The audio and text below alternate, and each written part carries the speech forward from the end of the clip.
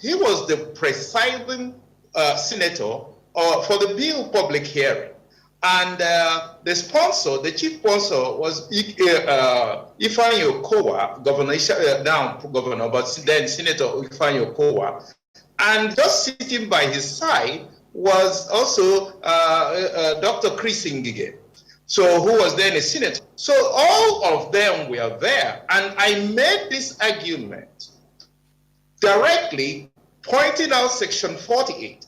That Section 48 makes an exemption that is impossible. You don't exempt, there is no situation in medicine where you can overrule or say the consent is waived. Consent is never waived. It could be transferred to the next of kin, but it's never waived in any situation. That is part of the Helsinki Declaration. So it's an international treaty. So we cannot make an exemption here in Nigeria. Then I also pointed out the loophole in Section 51. You cannot have the medical practitioner or the medical director of a hospital be the one to authorize that an organ is taken from someone to be given to another person. So it is wrong. You can't give what you don't have. That's a legal principle. Then I pointed out in Section 53 that it is also when you say reasonable cost for reimbursement of reasonable payments. What does that mean? Is 10 million naira reasonable payment for kidney? Some people will tell you that too. So you actually legalized the sale of organs in Section 53. Now, my colleague AGK had asked whether I was there when this cartel made a negotiation. The answer is yes, I was physically present in a deliberation. We were called as leaders of the private health sector to the headquarters of General Electric, the biggest company in the world, the leading medical company in the world. And we were told that Bill Gates offered them $2 billion to build 260 hospitals in Nigeria. So they want us to name our price so that we can be paid off, so we will leave the entire medical system, so that we will not be practicing medicine, we will not be practicing pharmacy, we will not be practicing laboratory science. In Nigeria, no Nigerian will be in the medical profession. And we should just name our price so we will be compensated for. Why would anyone do a thing like that? This was done. I was present. It's not somebody told me. I was physically present before the executives of a General Electric with a number of other Nigerians in the health sector, in pharmacy, in laboratory sciences, and there were executives of GE from their headquarters in New York. This is the first time it's happening in the history of humanity. Nothing like this has ever happened. And I warned Ike Kurumado before the Senate, and Nigerians there will bear me witness, and many of them still remember. I told Ike Kurumado before the entire public hearing that he will be the first victim of this law he's standing for. Before everybody. Senator Kowa can also bear me witness because he was there. And I told him, it now seems like a prophecy come true. And this was exactly what happened. That the Senate of the Federal Republic of Nigeria sold the entire organs of the Nigerian people, even when they knew that this was the situation. And that is very, very, very bad on us as a whole nation.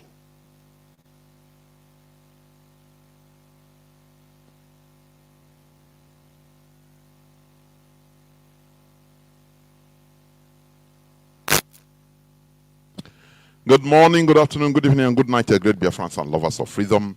This is Radio Biafra House of Service coming to you through Radio Biafra London. My name remains Mazi, Jonathan Chinedu from Balo province of Biafra Land, and we are here live and direct. Today is the second day of September 2024.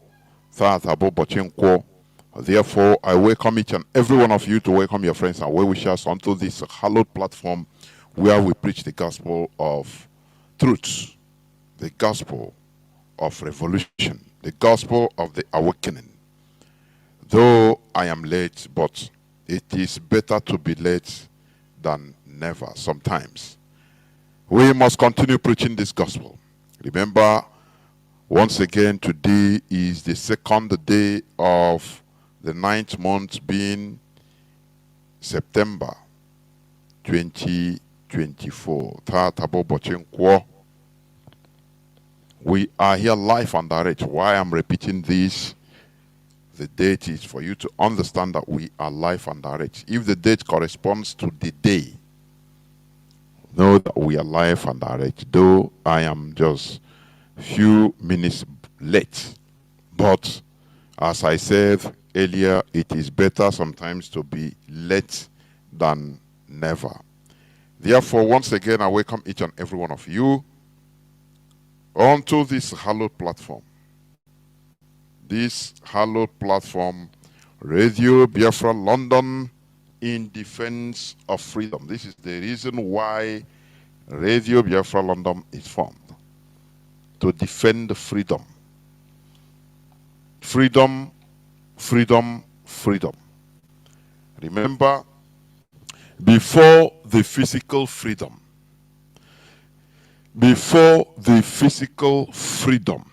geographical entity, of taking our geographical position, our borders, we must be liberated from mental slavery. We must be liberated. We must be freed mentally. We must be freed in every way.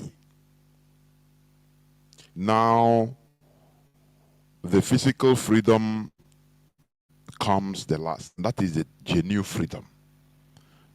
Are you hearing me? That is why we are here on Radio Biafra. Despite all odds, we are here on this hallowed platform preaching liberation, preaching awakening, preaching and preaching and preaching, educating ourselves on the issues that we need to know. Today, I want to just touch briefly on some issues that concerns us, some burning issues, yes. But first of all, I will also remind us that we should shun criminality. There is a difference between criminality and freedom fighting. Say no to criminality, because IPOB does not engage in criminality.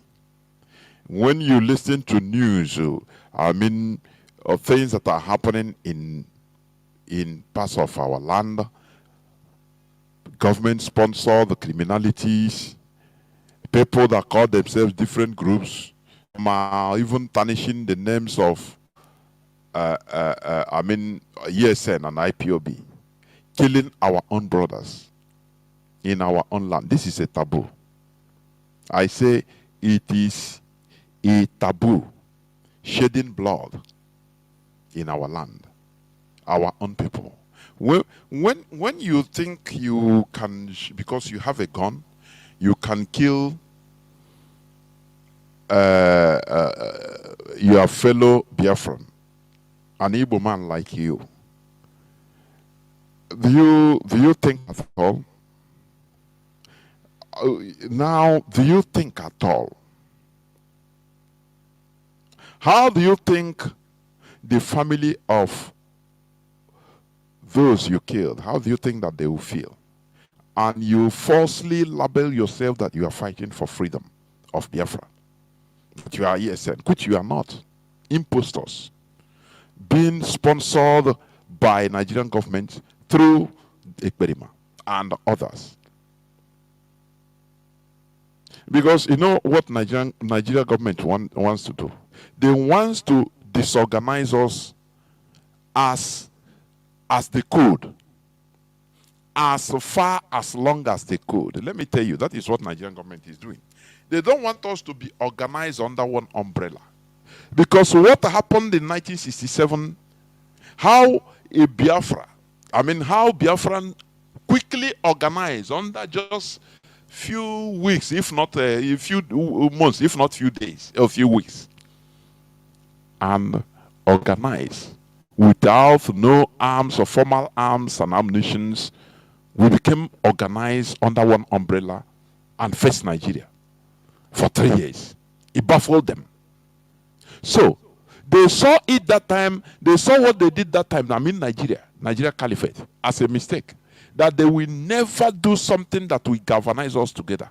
And they will try everything to separate us into pieces. So that we become inorganizable to face them.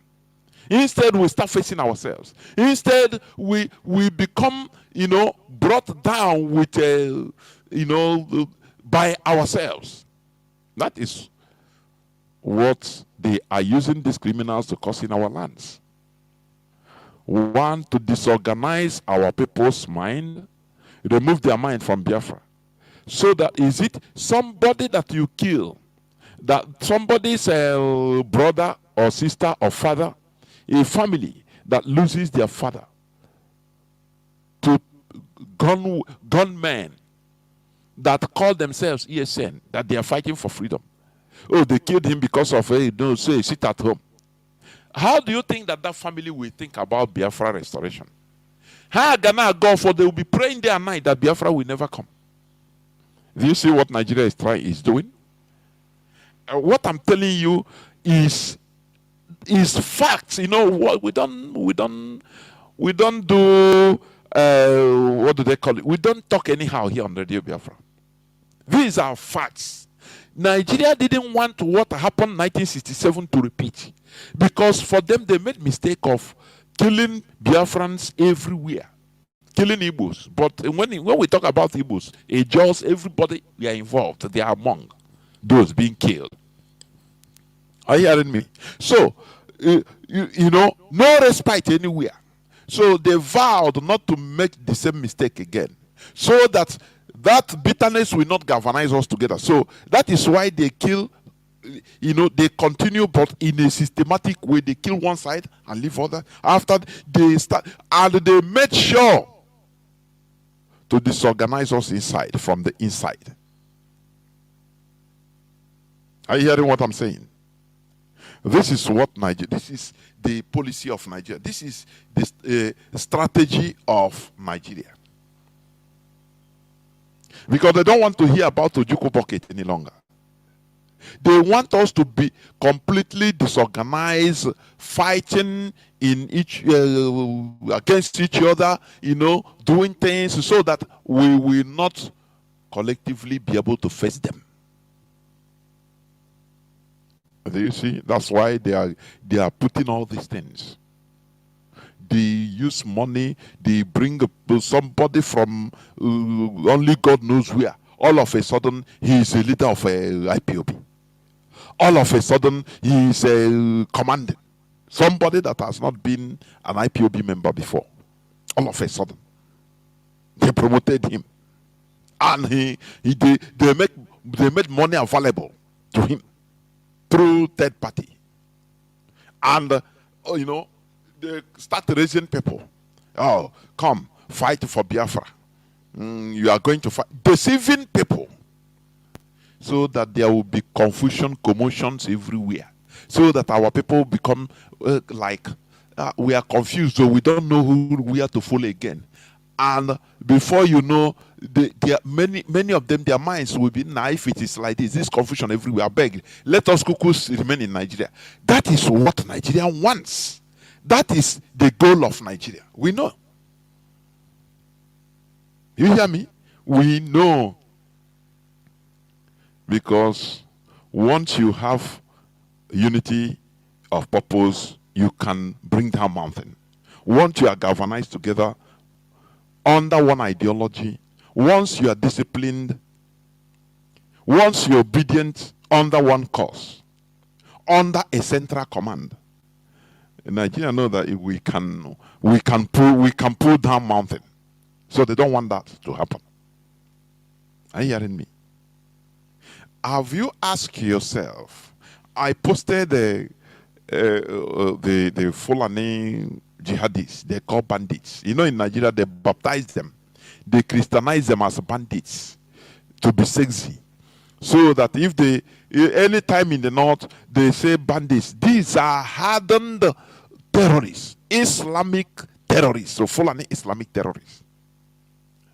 But in Nigeria, they Christianize them, they baptize them as hell, they are bandits. So that you don't know the difference. You know, sometimes they will say, we catch, police have arrested some bandits in Onitsha. When you look at the investigation, no, these bandits, they are phone snatchers. They use the same term, bandits. Now, the same term they use, bandits have struck in Zamfara. So, for a foreigner, you cannot understand the difference. You will be classifying everybody the same. Both thieves, petty thieves that have, phone snatchers, those that are, armed robbers that snatch cars, criminals, ordinary criminals. Because there is a heavy difference between criminals, ordinary criminals, and terrorists. Terrorists, they are organized under one ideology. Criminals, they are doing it just to eat, for money, to get money. They are not organized. You just say individual, 2 or 3 people, they will go and snatch car and rob, and But in the Nigerian newspaper, they will refer to all of them as bandits. So that if you are reading this news in the street of Italy as an Italian, bandits struck in Zamfara. There are bandits that are arrested in Aba that stole television. You will not be able to read the difference. You will classify all of them as the same. If you are telling the person that, look, these people bandits, they are killers, he said, no, but in Zamfara, in Aba, where they are the same thing. Do you see what Nigeria is playing? They are playing the use of words to confuse people, instead of referring to them what they are. Terrorists, organized, hardened jihadist terrorists. They call them bandits. I put a video where the Fulani terrorists, they are speaking for food on my Facebook timeline. They gathered and they are speaking for food, extolling themselves that they have to continue fighting. And all these people, these are people that are operating in the whole of Sahel, right from Mali, Burkina Faso, Niger, Chad, coming down to Nigeria. But in Nigeria, they call them bandits. These are the people you saw their videos butchering innocent people in Burkina Faso, digging ditches for soldiers. Innocent men and women and children. They massacre them. These are the people that are operating in northern Nigeria. But the case of Nigeria is that they are being sponsored. The whole of Islamic Fulanese, jihadists in the Sahel is being sponsored from Nigeria. For your information, that is why they say that Nigeria, Allah has given to them, Nigeria to them. Your territory, our land that Allah gave to them, because it's a land flowing with milk and honey. So Allah have told them to collect it. Are you doubting them? How are you doubting them? What are you doing about it? Or you only pray? No, it cannot happen. Who tell you with mouth? It cannot happen. And you see they are doing it. These Fulani terrorists, they have taken large swaths of territories in the north. It's under their control. People are paying taxes to them in the north. But you don't hear all these things in the Nigerian newspapers. They don't tell you all this. They don't tell you all this. Now, let me ask you, do you think that it is easy to continue, this Fulani jihadism? Do you think it's easy to be fighting under one umbrella? Fulani is the only tribe in Africa that has a standing army. Standing army that doesn't take cognizance of country's territory. Do you know that? Do you know that? Do you know what it took them? Without the discipline, it can never happen. Without discipline, they couldn't have been fighting since early 19th century, 1804 till death. They have been fighting successively. You know, this their fight for conquest, it warrants, it involves discipline to their cause. And they have an ideology. That is why, you know, like come Saturday also, I will talk about continue on the ideology. Because we have no ideology guiding us. We Biafrans, we Igbos, we had no ideology. It is now that IPOB has made us to understand that Biafra is our ideology. Just, I want you,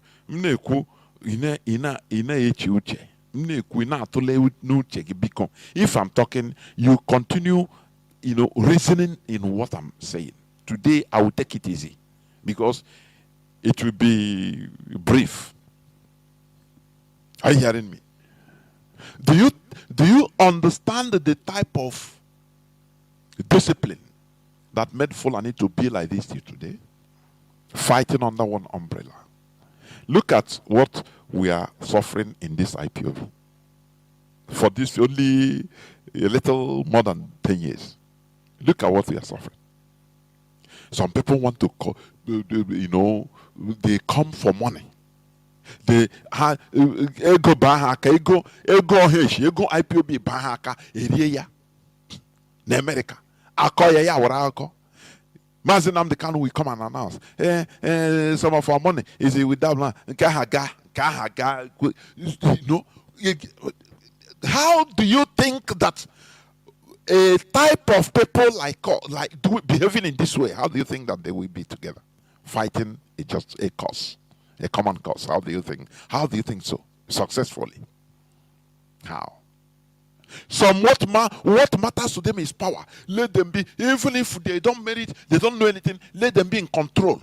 As Mazi Nnamdi Kanu sibling, they want to be in control. It is them or nothing, or they will destroy it. Either they're in charge or they destroy it.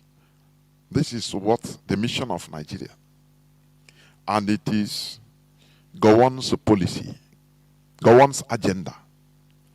He said if he had known that Igbo people are like this, he wouldn't have spent billions putting lives of Nigerians and other mercenaries in danger by bringing them to fight Biafras.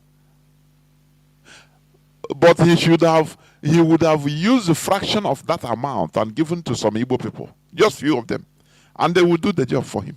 Very beautiful. Is it not what is happening today? Now, our people, they cry. Is it not shameful? Is it not shameful that the cry will resemble the insult they give to us? What a low life.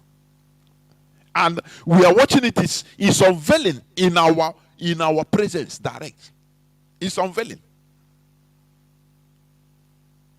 Instead of supporting one way or the other your quota and joining and doing what IPOB, because you know IPOB has proven beyond reasonable doubt that we are genuine.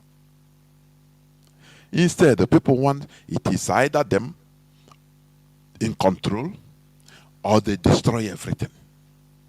If some come for money, if they don't achieve that money, if they put confusion, no discipline. Don't you me the Fulani for having innate? Hey, they are destroying us, they are killing us, hey, this and that also. Do you think it's easy to be organized like them? We are even both their politicians. They are flowing towards one direction. The political, the political part of Fulani, they are politicians. They are businessmen and women. They are farmers. They are headers. All of them are flowing towards one direction.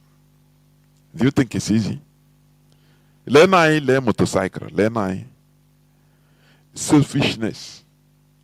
You see people that once I say it's either me in control or I destroy everything to show that without me they cannot do anything.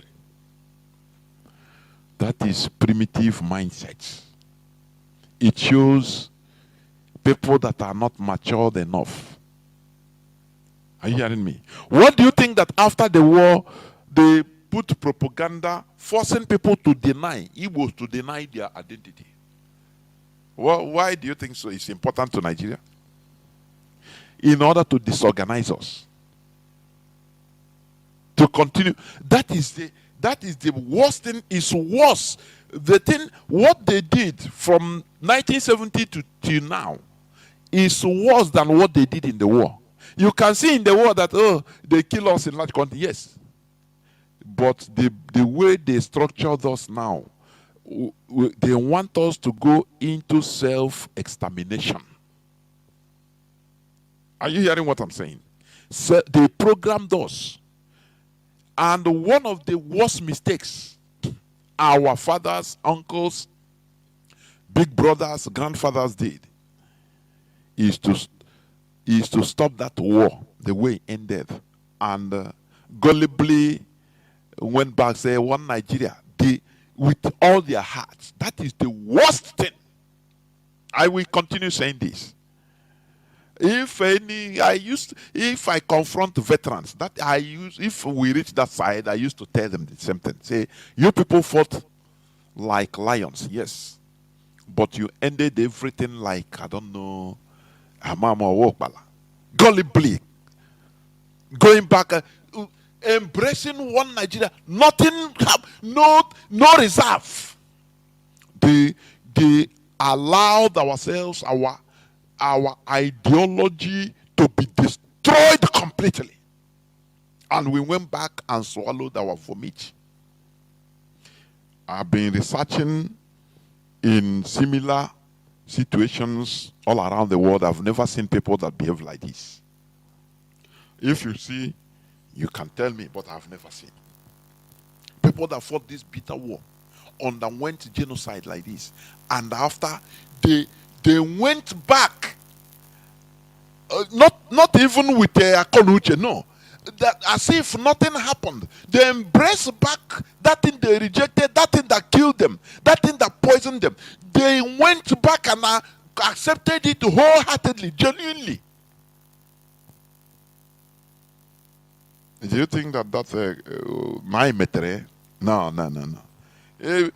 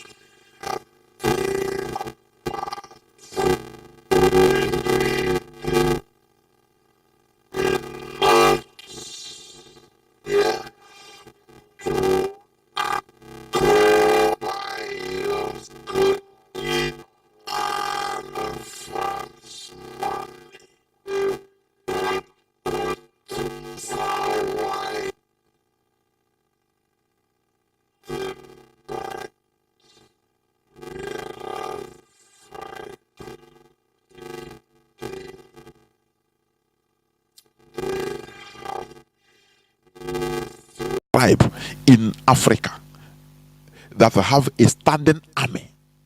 Shigumi say those terrorists are their warriors. And you don't read the meaning in all these things. Nigerian government, they don't arrest, they don't do anything. No. Because the people that you want to arrest, the people that you want them to arrest somebody, they are the people doing it. They are the people. It takes a lot of discipline. It takes an ideology in order to galvanize people together. After the war, because during the war, Biafra was our ideology. After the war, no more, everything was broken. No more ideology. The Fulani, they tried. Let me tell you, for the Fulani to be in the state they are, it wasn't easy for them.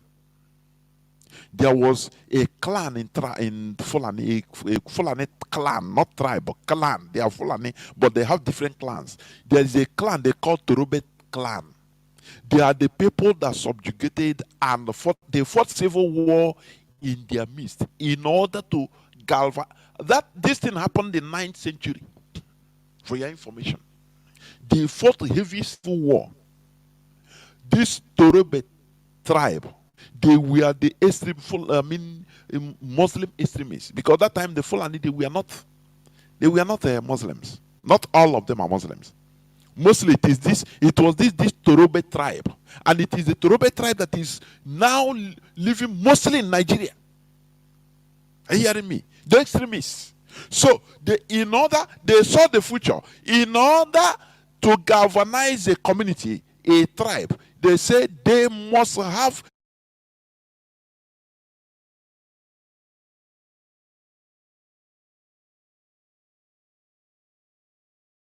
a tribe that is now living mostly in Nigeria. Are you hearing me? The extremists.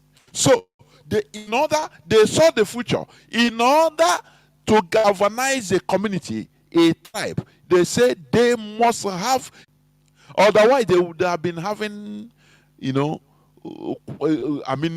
breaches everywhere. So they had to bind themselves with one ideology, which is Wahhabism, Wahhabi Islam, which is what is holding them till death. And that is why it involves the discipline.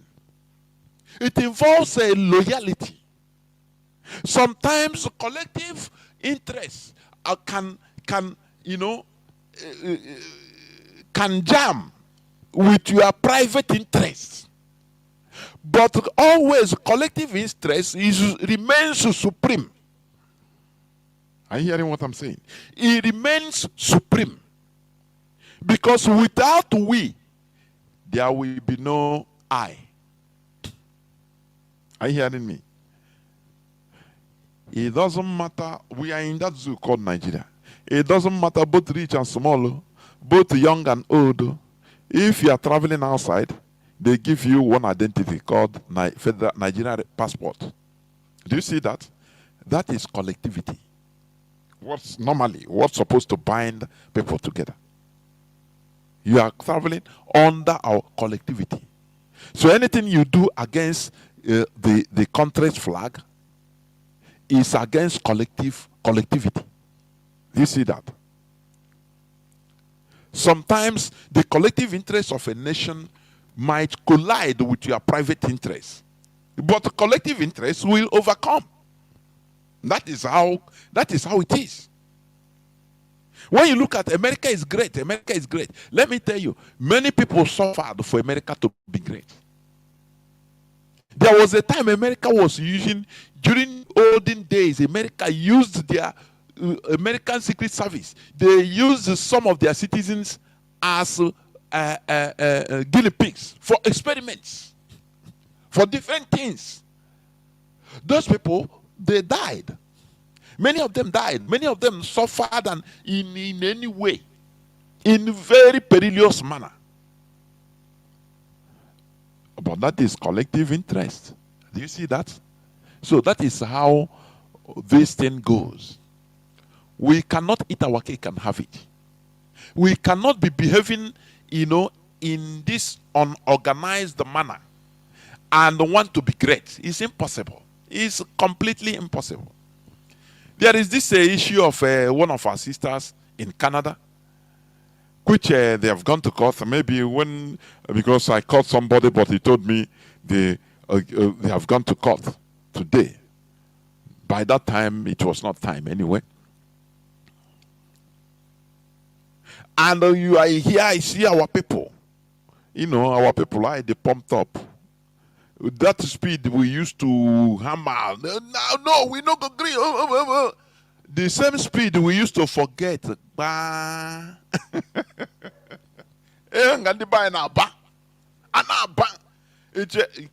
for that day. The following day, there's a guy like that. But IPOB, we are not like that. That's what we are training ourselves to be. Not like ordinary Igbo man that behaves like that. No. We don't forget. Are you hearing me? We don't forget. They questioned our sister for reacting to stimuli. What has been happening to us for so long? Anybody can come and talk down against Igbos. It's not a problem. Do you know the reason? Because we don't care. Our people, I don't care. When you look at it, say, anyway, Igbo now, wow, leave him now, he talk against Igbo. Asari Dokubo brought a gun on social media. Somebody that is not a military, somebody that is not but he brought AK-47s, not one, on Facebook, and threatened that he will kill the whole Igbo. I say all Igbos. Hey everyone, Revo now here. Our people, our so-called political elites, no action. I'm not talking about people coming to give just a lukewarm statement. Those that are calling for Igbos to be killed, wow, for now. You must stop what you are doing. No, that is not how to confront this thing. Something like this should be fought even right from head to toe. But our people, because let me tell you, we are defeated people in the war. And that is where my concern is. Because we shouldn't have allowed this. We shouldn't have allowed this. Look at the Fulani. They organize until today they have a standing army. Fulani. Do you think that since 1970, if a few of our people continued on guerrilla warfare, if they do it for 20 years, do you think that, it will not result into something big? Is that what you're telling me? We love life now. I know one. You see how we love life? That is how death is coming to us. That is the reality. How we love life. You know, I used to say this. Before I was thinking that when they say that Igbos, we love peace. Oh, we are peace-loving people. We are peaceful. I thought it was a credit. I don't know that it is a mockery. Later did we know that it is a mockery. In this world, if you are referred to as peaceful, you are gone. You are goner. You are dustbin. You are dustbin. You are a simple dustbin. That's the people. The people refer to, oh, these are peace-loving people. Now they know that you are gone. The people, what you are is a rag to clean shoes. Because anything that happened, in the midst of wolves and lions and jackals, they call you peaceful. You are gone. You are gone. Nobody cares for you. Because anything that they say, now leave that one. No, this one now, we come and just talk to them and they will they will not do anything. They will forgive. Once you tell them, okay, we cry for them, say, forgive us, so we have killed 200 of you, just forgive us, so forgive. No, God used to forgive now. Yeah, God is a forgiving God. They will forgive. So they don't take us serious until IPOB can. Because everything they say, oh, don't remember you are peace-loving people, so don't make noise. Do you remember when the Abulado gas bomb that killed many of our people? I think it was something like 6-7 years ago. 2018, 19, something like that, or 20. Before you know, they'll send the Ohanese representative, chieftain, to come and address Igbo people that are mourning, that we are mourning. Those that lost their loved ones. And on in camera, the man started talking rubbish. I played the clip here. Maybe it will still be on Facebook, on social media or YouTube. You people should keep quiet, or we'll be in charge. We are peace-loving people. Are you hearing me? You people should be quiet. Yeah, yes, you love your loved ones, but you are not the only people that have loved the people before. Because in Igbo, what is killing you people is your mouth. He was talking to people, bereaved people that needs, comfort. He was talking to them, blaming them for their woes. Is it not the same thing our sister, suffered from Igbo politicians? They condemned immediately. House of Representatives, Nigeria. Immediately they go Igbo, Yohanes and Igbo, IPOB, all of them rose up. Let me tell you something. A slave is always very powerful against his own fellow slave. At least when he saw that at least maybe he's a house nigger, he becomes powerful against the field niggers. That is what is happening to the mentality of our people. Once somebody thinks that he's, sees himself eating and dining with the caliphate as a politician, or as a, let's say, wealthy person that has a political contact of politicians, no more. That is one bad character with our people. They will now use that person, start dealing. They can easily condemn our own people. No, it's not. But they will be seeing things, other people that will be coming and bashing, calling for genocide against Igbos. You don't see them. If they are talking, they will be talking to be politically correct. They will not call a spade a spade. They will be saying, there are some certain people, nobody should be talking to any Nigerian, because we are one people. They will not talk, they will not even speak in a way. But once it comes to their own people, they are the first to rise up and bash this, because they see him as a fellow slave. It's very, very bad. That is lack of ideology. We don't have any ideology binding us together. Nothing. It's only now that we have this IPOB one family. Biafra becomes our ideology. And that is what we are spreading. Because when we talk about Biafra, we talk about going back to our roots. It's all the same thing. Because we are thinking that maybe religion binds us together. No, sir, no, ma. Religion came and, shared us, disintegrated us into piecemeals. The same way you used to mold the Gary and Akbo, mold them little by little, divide them, disintegrate them, so that you can be able to swallow. That is how religion disintegrated us, for your information.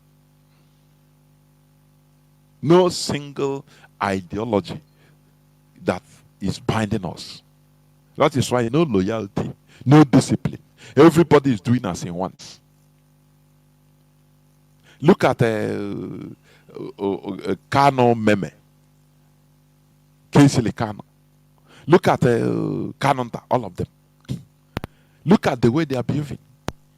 Since the rendition of our leader, look at the way they are behaving. That this struggle is their family business. To the extent they went and formed from Kano family. Sometimes let it continue. No catastrophe. So that I now won the front of my no problem. They went and formed Kano family. We made the population, Biafrans made Mazi Nnamdi Kanu what he is today. Because he go big. Without the population, he will be nothing. I am telling you. Yes, he revived us, but we also made him what he is. But the way the siblings started taking it to another level, everybody was shocked. So this is the mentality of these people. Is that the people we say we are going together, oh, we are IPOB one family. Instead of respecting institutions, so that we work hand in hand in synergy in order to get what we want, in order to even get Mazi Nnamdi Kanu released. No, their problem is who to lead. They must be, how can Nnamdi Kanu, after him now, they are the heir of the struggle. They are the heir to leading the struggle. Oh,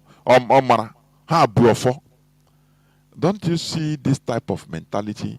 And the Nigerian government saw it. The DSS, Mazi Nnamdi Kanu has been in DSS dungeon. Do you know one of the reasons even he has been there? Instead of being sent to Kuje, the DSS want to understand the mentality of Mazi Nnamdi Kanu family. And, to understand even how IPOB is being run. Because anything that goes there or out of there, the DSS, no, remember they are secret police, spies. They are spies. It doesn't matter, notwithstanding we call Nigeria a zoo, but it's a government. When they want to work, they do their work. They have the unlimited capability to do things. That's why they wire everywhere. These people, when they go to Mazi Nnamdi Kanu, because of they are being blinded by greed, they continue vomiting everything. They don't know that the walls they are, the chairs they are sitting down, the walls they are watching on, the table they are putting their hands, everything is wired. Don't you hear when Ejimako was talking of recent, that they didn't know that they were, they brought a photo. They photographed him without his consent when he was talking, which means that even the AC there is wired. I laugh. I say, how can, so a lawyer don't know this? What a kindergartner should know. So he don't know, is that time he's knowing it? When you are being blinded by greed, by your ambition, you don't care any other thing. For me, the DSS have known everything. They have gotten every information they want concerning them. Are you hearing me? They don't have any job. That is why they sent Fine Boy now. They made a deal with him and say, okay, we want you to go and start, because the problem of this IPO, the head of this IPOB is in the diaspora. Go to Switzerland first, start from the beginning. That, make sure to disorganize that side. From there, other people in different European countries, be at Alato, because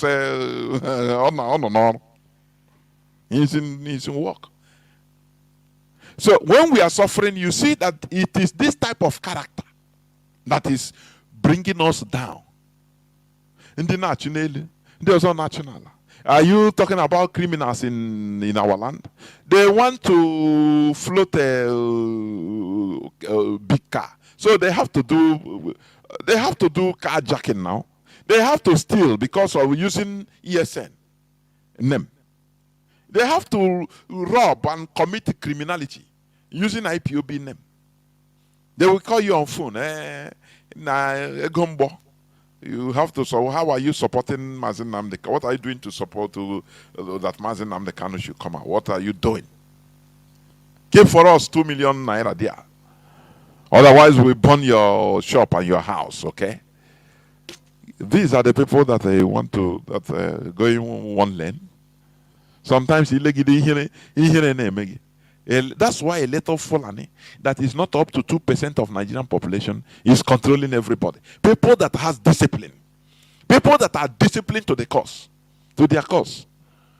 Everybody, every one of them is doing their own bidding. Is doing their own thing. All to the, to the advantage, to the benefit of their collective cause. The peasants, so once they tell them, oh yeah, go and be disrupting, go and be killing people, they go. They arm them, they go. Anyone that fall, others continue. You see, discipline. Their political class is defending them. All are doing the same thing. But in our own land, no way. Is IPOB that is trying to gather us together under one family, under one ideology. But still, you see, because of greed. Kensile Kano, he has a problem. They arrested him in the DSS. Do you think he went there to play? In carjacking, kidnapping, all. Because the person that they are dealing with, these are all these heavy criminals that are killing our people. Now, all of a sudden, he was secretly released, and no single news of this entered Nigerian newspaper. Don't you ask yourself that, look, nah, there is something to this. If really, imagine that really they are, working with IPOB, and this thing happened. Hey, I said CNN will carry the news now. Because they will like to use it to tarnish the image of IPOB. But all of a sudden, this type of thing happened. He stayed almost 3 months in jail, in Nigerian jail, being questioned, being, interrogated, and he made a deal with them. It didn't leak to the press. They ordered the press not to write it because he's their man. They want to use him for more deadly mission. And that is what he is in. That is the recompense he has. Are you hearing me? Let me tell you, when you talk against these governors, these politicians, you people, Igbo politicians are bad, this and that, listen. They are not doing it because many of them are not doing it because they want to do it. Some of them are working under duress, through blackmail. That is how Secret Service works. Once they get you through one thing, either through one fraudulent activity, either maybe during your tenure in one office or the other, they saw that you committed the fraud worth millions or billions of naira and dollar. Now they will come and meet you, say, oh boy, you know this thing. You can, we have every evidence. You will start shaking. You see the person start shaking. It is from there they will recruit him. Say, oh, don't worry, we are not going to do it. Don't worry, we are not going to reveal anything. If you promise to cooperate and nothing more, don't worry, we are not going to do you anything. We are not going to reveal this thing. But any day you shake your head, we tell you to do this, and you know that.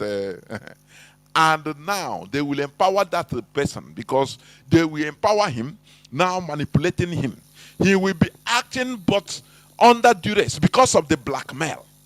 Because he knows that if he eventually refuses, his life is gone. Is it not the same way they manipulated Azikiwe? Do you remember? Azikiwe borrowed bad debts from, is it ACB, African Continental Bank? He was taking money. And without him knowing that British M16 wasn't, they arrange everything. They encourage him to borrow. Don't worry, even if you don't pay, no problem. And he borrowed and borrowed to sponsor campaigns and other livelihoods and, lavish lives and all the rest. Now they called him. If you want to challenge Britain, they call him, they say, hey, we know you. Hey. You remember this? How much are you owing? Can you pay back? If we reveal this to the press, you are gone. You go to jail. Your image is tarnished. Inside jail, you will die of a heart attack, won't you? You become destroyed forever. You and your family, your generations. Nobody will care again about you. Are you hearing me? He started panicking. They said, don't worry, don't panic. Work with us. Work with us. If you agree anything we talk, you work. No problem. No person is going to hear it. And Azikiwe agreed. That's why they made him ceremonial president. he started deceiving our people with convoy, that he is all and all. You know, our people are, Azikiwe instituted the ceremonial in our land. That's why our people are still lavishing, dying, being ceremonial. You will see Onye Patawa Obrego, an Igbo man. He will go and build a 3 meter high siege with 4 meters wide. See, no, it's Igbo. It's Igbo na Dubai. Ogakuwo Dodo. He will go and plait one thing as a cap and put in his head. Ceremony. For him, he will pay, not the money, he will pay some few people around him, give them money and everything. You know, that ceremonial person is what our people are looking for. They don't care about the reality facing them. Now, once that person gathers all those small little crowd that are cheering him on, a cheer chief, is in Igbo. Is in Igbo na Dubai. Hey, on now he will now forget reality and be behaving that this is his own world. For him in that seat, he's more than even he is more than Bill Gates. He is more than Joe Biden. Who is Joe Biden? And when he comes out of that place, he will now face reality. But he doesn't care. That is what Azikiwe brought in our lives, ceremonial president. That's why, you see, Igbo, that was about 3 days ago. Igbo, Wajago remains in detention for 1 year, 5 months over allegation of bringing IPOB to Lagos. So Arab reporters. I put it on my timeline. I posted it. I know why I posted it. For people to Fondina Igbo na Kafanchan. Igbo na South Africa. You don't know that it's nothing. It's an entity. It's just ceremonial. That's a ceremonial personality. Instituted by Nnamdi Azikiwe. It has been haunting us. Ceremonial. Look at Igbo Nwajago. Who remembers him again? But when you remember when you see him when you are seeing him in his seat, is it in Ajawa Estate? Hey, is he got yes and Igbo? Hey, is and Igbo? He got you. Only echo. Or the Koya one with the whole Lagos. He don't know that he's nothing. Look at it. Does this not teach us lessons, please? Or they teach a lesson? You only Igbo echo. And what it's nothing. It's nothing. Just like what Mazi Chinedu said yesterday, or day before yesterday, on Saturday. You see somebody. Have you ever seen? How many times have you seen Tony Elumelu? You know, on Facebook, on social media, or now in a nightclub? How many times? What of Dangote? Adenuga? Do you see them?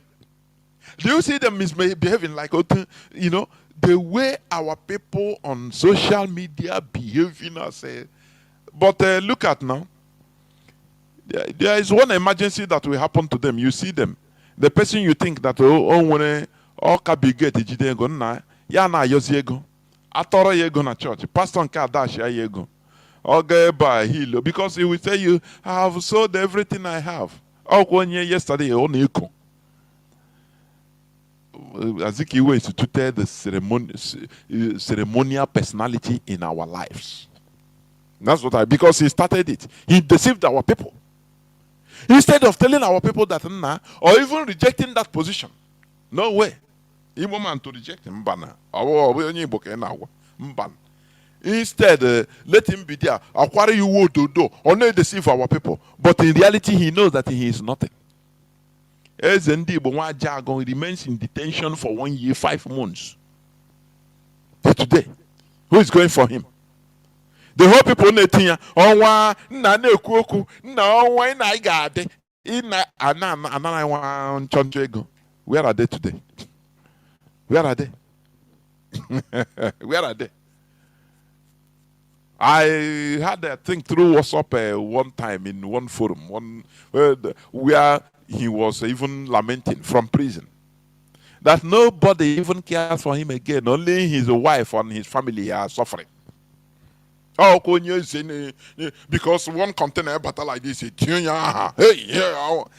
Why are we deceiving ourselves, Beacon? Why? We need to be disciplined and loyal to a cause. We need to be loyal to our collective cause. That is the way. That is the way forward. Otherwise, nothing. We shouldn't go the way of Nnamdi Azikiwe, deceiving ourselves in the name of ceremonial personality. Oh, you are ceremonial president. Ceremonial president. Somebody that fought heavily for Nigeria to get Nigeria independent. They relegated him into being a ceremonial president. Why? Because he don't know politics. What matters for him is his personality, nothing more. Is it not what is happening in our land today? They go and form Omoma. Using it, say they are ESN. Started committing atrocities in our land. All in the name, in order one, to downgrade and to make IPOB fail, to blackmail the leadership. Any other the leadership of IPOB give, they will go and give contrary order. Start convincing people, deceiving people to act contrarily. This type of people, do they merit advancement? It's you for you to answer. It's for you to answer. And we must continue supporting our sister. It's not IPOB Biafra, yes, all Igbo, but we are all Biafrans. Because he replied what is in the mind of every woman. People, anytime we come and insult Igbos, to kill Igbos, no repercussion. Here we go free. Here we go free. No, people that are working in Nigerian government, as politicians, Igbos, they will not bring it directly to the Nigerian government. Instead, they will talk so that in a political correctness, in order to satisfy their masters. We must be wise. We must be disciplined. We must be loyal to our collective cause. Are you hearing what I'm saying? These are things that are worrying us as a people. We are destroyed without no ideology guiding us. Because for a people to continue to advance, to progress, there must be an overall ideology. There must be a standard bedrock ideology guiding the people. That is why we are teaching going back to our root. If we are teaching this here on Radio Biafra and other spaces on the social media, some people are misunderstanding it. We are building there is no way you can restore a country into different. It's not done. It's not done. It's not done. There must be a standard bedrock ideology that is guiding that people. Now, any other ideology will be as stranger. We will be welcome. Strangers are welcome, but they are not landlords. The same way in Dubai, you see that they build church. They allow Catholic church to build. All these Pentecostal churches, they allow them to operate in hotels because they know it's business. They don't come and say, no, don't hold. No, we don't allow. No.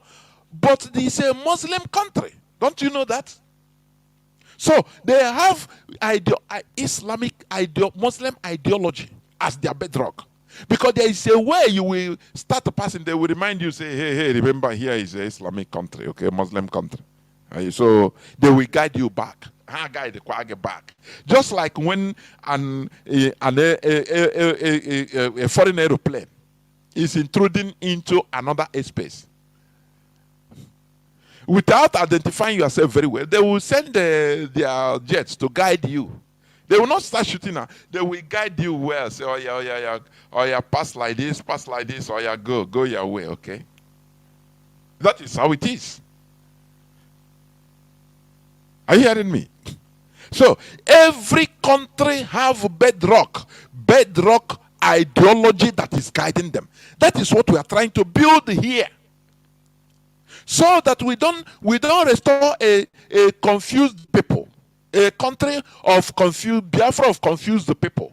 Now do as you do, believe as I believe, and I believe. No. It doesn't go like that. There must be a sound ideology that is guiding all of us together. Number one, that place is a no-go area.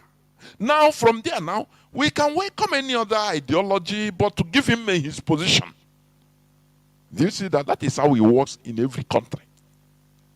That is how it works in every country of the world. Are you hearing what I'm saying? That is how it works.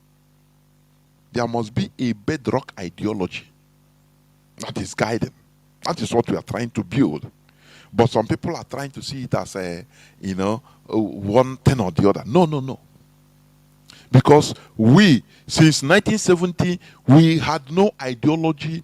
They released us into space. Nigeria pushed us into space like animals. Go and behave as you want. Do you see that in Biafra land, in many parts of Biafra land, there is lack of Nigerian government. There is lack of government. Do you see that? Do you know that? There is lack of Nigerian government presence. Meaning, somebody will be killed. There is no report to be made. Because there is no place to make a report even. Even if you make a report, there is no follow-up. Nothing. Crime will be committed. So you see, people are virtually, in many parts of Biafra land, people are working on their community issue or community strength. Nothing. Accident will occur, no government presence, nothing. People will start calling for a community strength that will come. People will come and remove dead bodies. Those that never die, they can bring your cake bag. Let us carry this one. Just like that, no government presence, nothing in many parts of Biafra land. So it is highly absurd. They left us to rotten. That is why our people, many of our people in our land today, are completely lost. They are rotten. And when it's no character because no government presence. Are you hearing what I'm saying? So we must make sure, in order to continue in this struggle, not to be distracted by those agents being sent in order to do their dirty job, just because they are under blackmail, because of their greed. They understand them. When Kano family, when they go to Mazi Nnamdi Kanu, they vomit to talk on nonsense, talk things that they shouldn't. They don't even understand that they are in DSS space. They are watching them. They look at idiots. Everything they want. Anything they want. If they want to bring out all their fires, what they are doing, they will. They don't know. All their backhand dealings, both the politicians that are giving them money, they don't know that they video them. Maybe they video them. That's why they can be manipulated. So when you are using sentiment, this is now is Mazi Nnamdi Kanu brother. Let me listen to him. The sentiment will kill you. In the same way. Very curious monkey. He always dies in the hands of a dinta, in the hands of a hunter, because they want to come and watch it. Now what is that? Before you know, a bullet will hit the monkey. That is why I say stop being sentimental. They use sentiment. Mazi just small thing. We are just smarting. And I love what Mazi Patrick wrote in his timeline. He said, Biafras, you people, are you ready to hear the can of worms? Some of you, there are things that will be revealed even in Iwalaga from this struggle. I'm telling you. Iwalaga also. That's why, on. But what I'm telling you is that guide your sentiments. This is no more a place where we have passed the sentiments. That's why if anytime I open line, people have been long time before we can come and threaten. I will do this. I'm going to be bridge. If you call my line, although everybody knows now, you can't come here and start threatening. Cut off. Because that is bygone. If you want to do something, it's not on air, you will do it. You understand? We have passed the time of sentimentality. This is the time of reality. We should not cling to Azikiwe syndrome, ceremoniality, being ceremonial. You know, whereas the reality facing us is different. Amateur or judge. Is that how I think is how we say it. Amateur or judge. Whereas pretending. This is not time of pretending. This is not time for ceremoniality. This is time for reality. Therefore, we must take this journey, this restoration effort as our life. Look at how we are being treated. It has now, you know, this. Why I'm loving this situation is this. What Nigeria is doing, it has come to people have opened their eyes, even non-Igbos now. They say no, but it's no. The way we are treating Igbos, no, it's too bad. Igbo hatred is real. It's what one person said. So I'm loving it because the system of the Nigerian caliphate, the hatred, they don't know about being political in their hatred against Igbos. Are you hearing me? They don't. So they are doing it in different ways, openly, so that other people that are even non-Igbos are catching it. Say no, this one is too much. No, the way we are treating Igbos, no, it's too much, it's too bad. People are saying it from different other tribes other than Igbos. So it's good. Let them continue. It's good. It's good. But we will not succumb to their blackmail. Never. There is this news headline. Sheikh Gumi say, bandits now think they are serving God by killing, abducting Nigerians. Islamic cleric, Sheikh Gumi. Is he not his warriors, those that he used to go and meet? All these are political talk. He knows them. He's saying he knows them. And he said the whole bandits, he said more than 90%, all they are, he said, in short, said they are all Fulani. There is no two ways about it. He has said so. He used to visit them. He protects them. He defends them. Do you ever see, I saw in a video, I think it was on Mazi Sanworu's timeline, where they overpowered, they killed Nigerian military and collected their armor personnel carrier, showcasing they ran away. Those that can go run. This is how they arm them. And do you see it? They will go and after they just leave the car, leave the armor personnel carrier and guns and every other equipment and run away, leaving them, giving them arms. That is how they give them arms. Now, where is the Nigerian Air Force? No, they are not available, aren't they? No, where all these Fulani terrorists are gathering all the time in the north, Nigerian Air Force, they don't know there. They cannot see there. Will they? But in our land, they can track any IPOB member. Don't you see the two? How can you think that in a place, in a country, where people are being treated like slaves, how do you think that there will be peace? No justice, no equity. And you think that there will be peace? You are lying.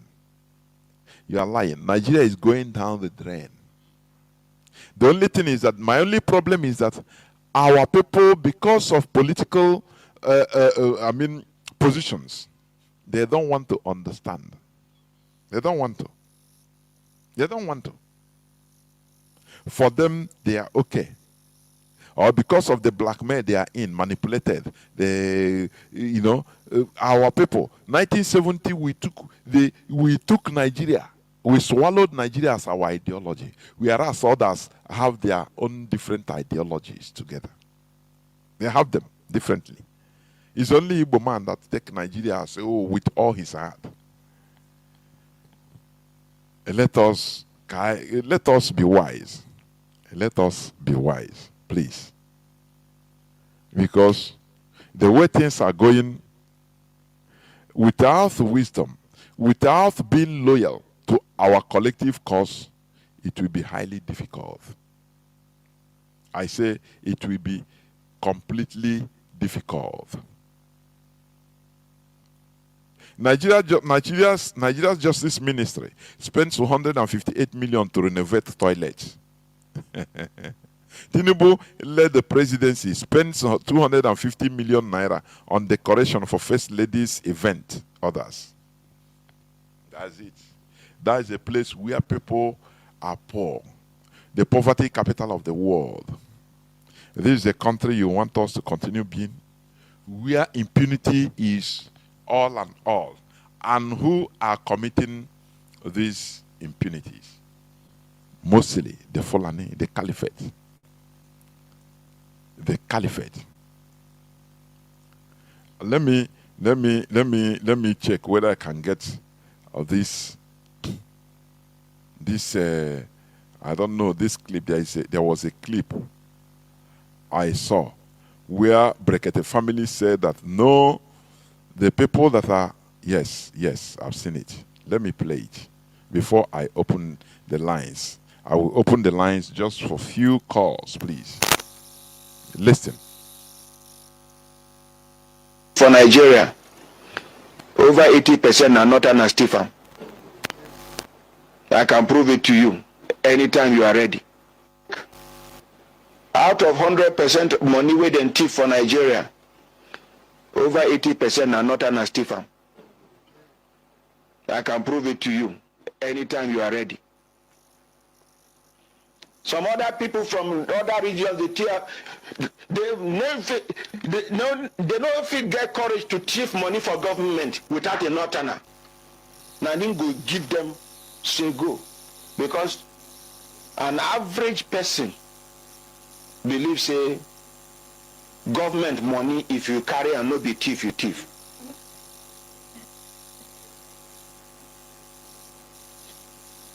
Make I talk and the way it be, so that if adjustment go happen, make it happen. It not go happen. No adjustment. Nothing. That is it. That is Brekete family, you know. Say for Nigeria, 80% of thieves, people where they thief Nigerian money, now northerners. You can say no person, no other ethnicity can thief, have courage to steal without northerners backing him or her. It's impossible. But look at Emefiele. Is it not Emefiele they are shoving up and down? The whole people that have been sentenced, convicted of money laundering and fraud, mostly in Britain, they are mostly Biafrans. No Fulani there. But they are the people committing imagine Amdekano said it now. He said our Igbo politicians, they are thieving money in the safe. But Fulani, they will go and they will steal the case, the safe. They will steal it. Carry everything. Everything is. They will steal it. Even steal the house, the bank house. It's uprooted. But who are they coming against? Who are they going for their heads? For the Igbos. Because they are the weak. We are being. That's why when I remember that the war stopped in 1970 and our people stopped. went back to embrace one Nigeria. It pains me. Every time I remember that, it pains me. And I have asked this question, why did this war end like this? And everybody said, no, people were just talking, I mean veterans. No person can give clear anything. Oh no, that time, hunger won't kill us all, this and that. I said, no, we have 1 million justification for failure. It's not what I want to, no. That's not the reason. That's not, if freedom is really, I mean, we really need freedom, we wouldn't have stopped. No people, even it baffles some foreigners. How did we stop? Catalonians were waiting for us for more than 8 years. They are still waiting that, look, the Biafrans will make contact. More than 8 years after 1970. They were trying to get contact, say, where are these people? How did they disappear like this? No single nothing. No sign of life. We must get it right, oh. We must get it right. We must protect Biafra, this struggle, with all our might. We must not allow anything, it doesn't matter who, in order to derail us. IPOB should not be another Masobo. IPOB should not be another Masob that they made to Leo was now on Anke or Joboya. This year go always now. Oh, here na Biafra. Is that what you think that we solve our problem? Is that how you want IPOB to go? How is a family affair? Nah, Biafra. Nah, wow. Okay, see you next year for our anniversary. For May 30th. I be acquire uniform, mayor for my share rice, may match pass, may invite Hamza Mustafa. I'll be say, yes, you are doing your Biafra very well. It's okay. A mayor na Kano house, or Ruzie, Aromayo for my Romazie semi stadium. A banner name, a match pass. Canon na or uniform, Yamana, take a salute beside his brother. His brother take his here. Yeah, what is your IPOB? Ban. If we do it, which means we are the most lost people on earth. Cannot happen. That's why we must continue in this struggle. I will go into a few minutes break so that when I come back, I will open the lines so that people will start calling. I will be right back. I will be right back, please.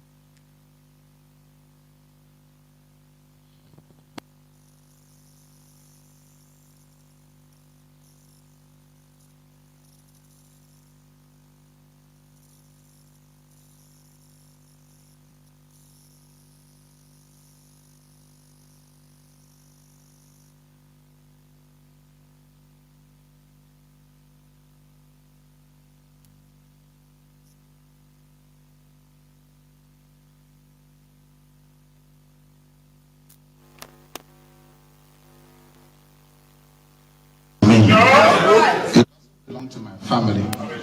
It belongs to all of us. Yes. IPOB does not belong to me. Biafra does not belong to me. It doesn't belong to my family. It belongs to all of us. Yes. IPOB does not belong to me. Biafra does not belong to me. It doesn't belong to my family. It belongs to all of us. Yes.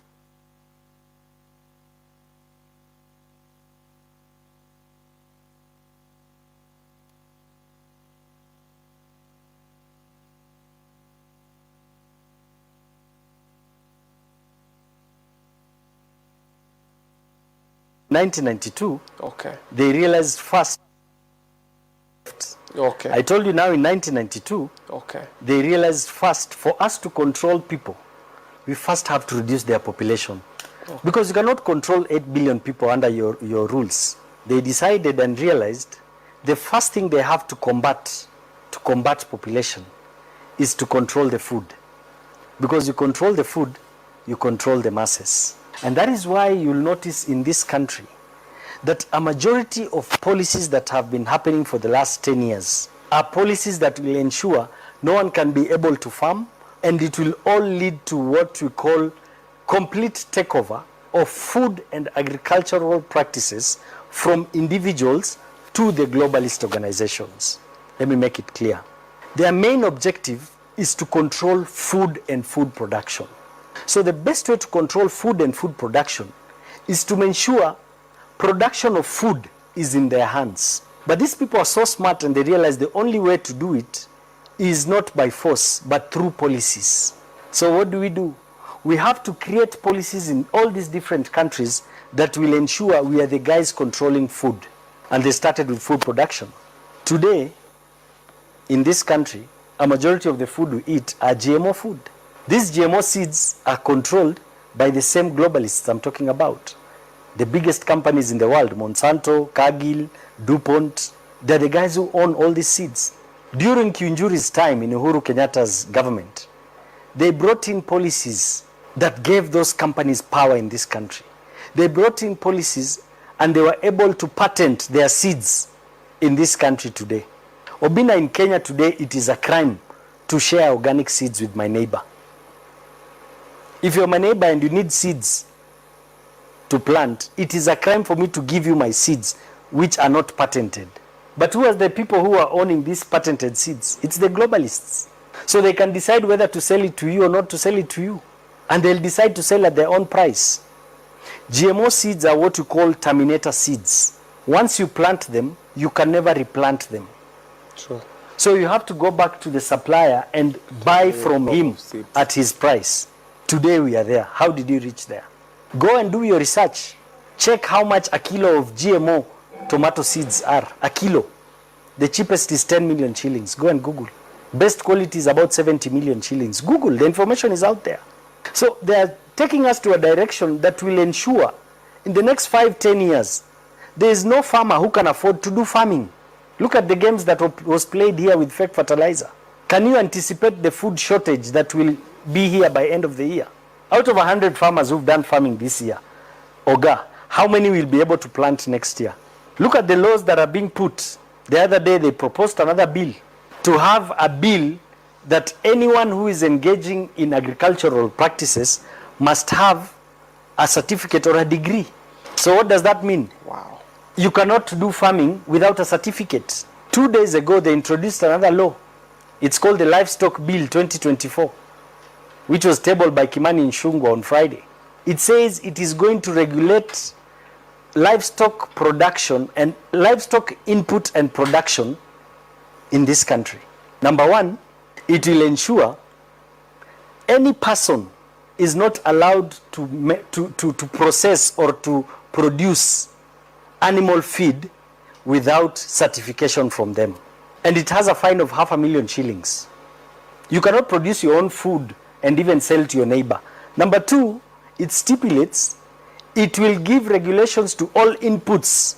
Inputs, I'm talking of food, I'm talking of medication, everything. We will have a guideline. And if you use anything other than the input, you feed them what they don't want you to feed them, there is a fine of 1 million shillings or 2-year jail term. Number three, it proposes introduction of new institutions to govern this activity. There's what we call Livestock Marketing Board. There's what we call Livestock and Livestock Product Organization. There's another one called Veterinary Vaccine Organization, all to control this affair. Kimani Ichung'wah tabled it. In addition to that, because you will need licenses to do all these activities, it is proposing to create institutes where people need to go, learn, and have certificates. We'll have the Livestock Institute, we'll have the Beef Production Institute, we'll have the Dairy Production Institute, we'll have the Beekeeping Institute, and we'll have the Vaccine Institute. So all those are resources, but all those are pillars to ensure this thing is implemented. So tell me, how many people will be able to do livestock farming? And this livestock farming, it regulates cows, goats, sheep, bees, chicken, pigs, even camels. To whose interest is it? 2 weeks ago, they had brought in another policy to say that all freehold properties, neighboring towns, should now start paying levies. How do you define a town? A town is defined as an area with a population of about more than 2,000 people. Do you know in Kenya, any town is any market is same as a town because it has 2,000 people and above. So it means basically the entire country, there will be no longer what you call freehold titles. You will be forced to pay what? Levies. So how many people will be able to pay? It means in the long run, a majority of Kenyans will lose their land. They proposed again to transfer powers from the National Land Commission to the minister. So the minister will decide every 10 years, the minister will decide the levies you're supposed to pay on your property. So it is gearing towards the agenda of land takeover and food and food production takeover. But it's like the government does not understand where they're being led to. And these policies are not policies implemented here. These are policies given to us by these organizations, globalist organizations. These are policies pushed towards this country by these organizations to their main advantage. And the main advantage is total takeover of food production and land. So once they take over your land and they're the ones selling you food, they're saying before 2030, an individual should not eat more than 16 kilos of meat. Before 2030, an individual should not eat more than 90 kilos of dairy product in a year.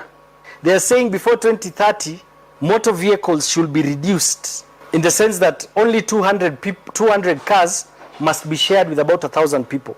So it's a big agenda and it's heading towards the 2030 agenda. But Kenyans are still sleeping, Oga. Most of these politicians who are implementing and passing these bills do not even read those bills. So it is time our politicians need to wake up. Roles of MPs are oversight, legislation, and representation. Those three. So once you take over all that land, because Kenyans are not able to afford farming, Kenyans are not able to plant or keep cattle or own land, what do? You need to relocate them. And that is why the government is building new housing projects. These politicians forget that they are also in the menu. You know, they think they're on the table. They are also in the menu. And in fact, it will be more painful for them because most of them are the ones stealing and buying huge chunks of land.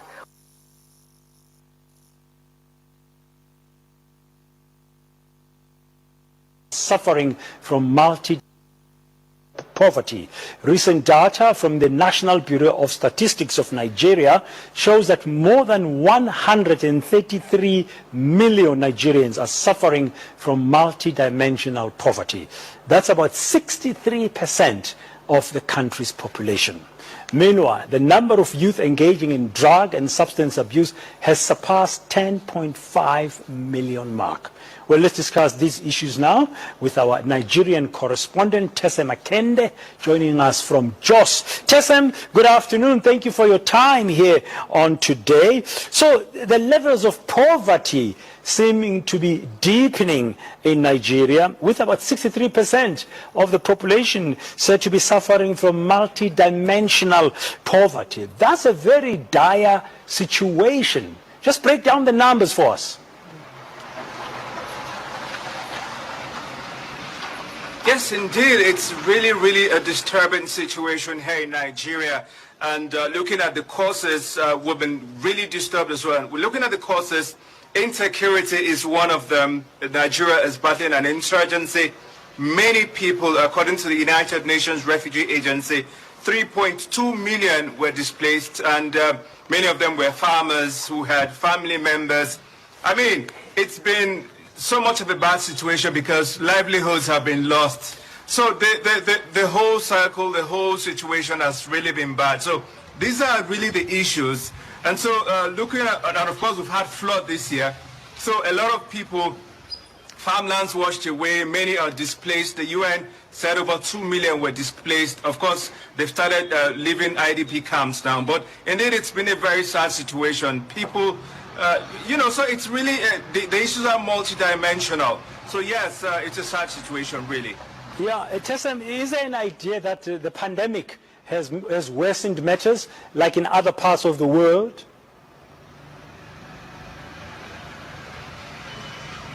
Yes, of course, the pandemic had its place because, but of course the government waded in with soft loans and microcredits. Welcome back. This is Radio Biafra House of Service coming to you through Radio Biafra London. My name remains Mazi Chinedu from our low province of Biafra Land. And we are here live and direct. Today is the 2nd day of September 2024. Therefore, our lines are now opened. Our direct line is +1 213 328 6224. I repeat, +1 213 328 6224. Our WhatsApp and Signal line is +61 405 142 547. I repeat, +61 405 142 547. You can call us and give us your view. Remember, we must continue in this struggle. We must continue in order to be at alert. We must continue to guide this struggle, and we must continue maintaining one ideology, which is Biafra. Because before now we had no ideology, and that is what they use in disturbing and dividing us into piecemeals. And that is what they are also trying to use now in order to make sure that we are scattered ideologically, using our own people, that is Gowon's agenda, using it in order to trouble us. Caller on Mazi Ugo, can you hear me? Caller on WhatsApp. Mazi Ugo, can you hear me? Just hold on. There we'll go on, please. Okay. Mazi, my big brother Mazi Jonathan. Mazi, am I coming out clear? You are, go on. You are. Okay. Thank you, Mazi. This is your brother Ugo calling from UK. And I appreciate Biafrans all over the whole world. And only into Asemende Bobi Hadu shall continue to power you. Mazi, I will digress a little bit because we have to start speaking to our people and speak sense into them, because there's a lot of things here in Igbo. You hear me, right? Now, I want to ask one question, because in the history, Amateku was unveiled by the Westerners to safeguard their land. I want Biafrans to tell me, when she no nande Yoruba shi na Amateku nwere fake na apụtara say another Amateku. And when she no ya, the answer is no. And when she no na apụtara say na nyere Amateku another guy na si na when those na asere ya ni, but he remains one Amateku na guide their land and all her secretly. And when she no Hisba police pụtara so no. Now, when another Hisba police, but how no not, they destroy property, be and buy, and when she no now when I fake Hisba police, the answer is no. Now, look at the ESM, Mazenam the Kano form to safeguard our land, a kidnap warrior by Igbo politicians. All kumunai, Potakura, Nazo Moma, Biha, Hana Bobu Munna, they are listening to my voice. Ndine Bumunegabunda Fulani, how will give Chumunegi, so the Fulani about Waraga Hana Hoge. It is stupid. I'm Abraham Ekementi this night. I come to address them. Lema wage. Obrugodi enwe ko shede today na Biafra la na shi na ndi Igbo agwula. Do you think na ndị Fulani agadi happy? Gulo onwe gi bu egbe na akpọ onwe gi ụmụ ọma. Gi na agbari na village. Ije gi na bi ala. Na blackmail ESM. Na echekwa our land. Gulo onwe gi na ebu ala ebe ahụ nwana. Mgbe ihe na-emebu ihe ọjọọ. Ị na-agbagbuchi ụmụnne gị. Because hope was the Matilegi, devil Mahidilegi, Ginagani, Muchum Negi, then get the Fulani, all we have charter, so how much leg Ha batazi gas one that it will flow. Let me tell you, these people get one example ya Mesle. Buhari dilie, Buhari use the Mesle. Zero luto CBN dry. Kemechna. Ye tiga Mesle. Every signature wala Buhari signing. But to get it come after comprehension or Mesle signing again. Mesle na Buhari metro today. Because someone Igbo. Mesle is an Igbo man. What I may like, what I motion that motion that kind of problem, okay. But today, Hajina area. Somewhere give on listen again, woman na village. Somewhere, I'm with the I want to touch on. I got blood, while I will okay, man. With the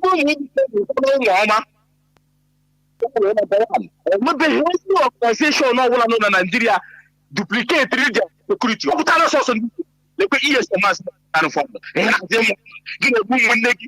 Get again somebody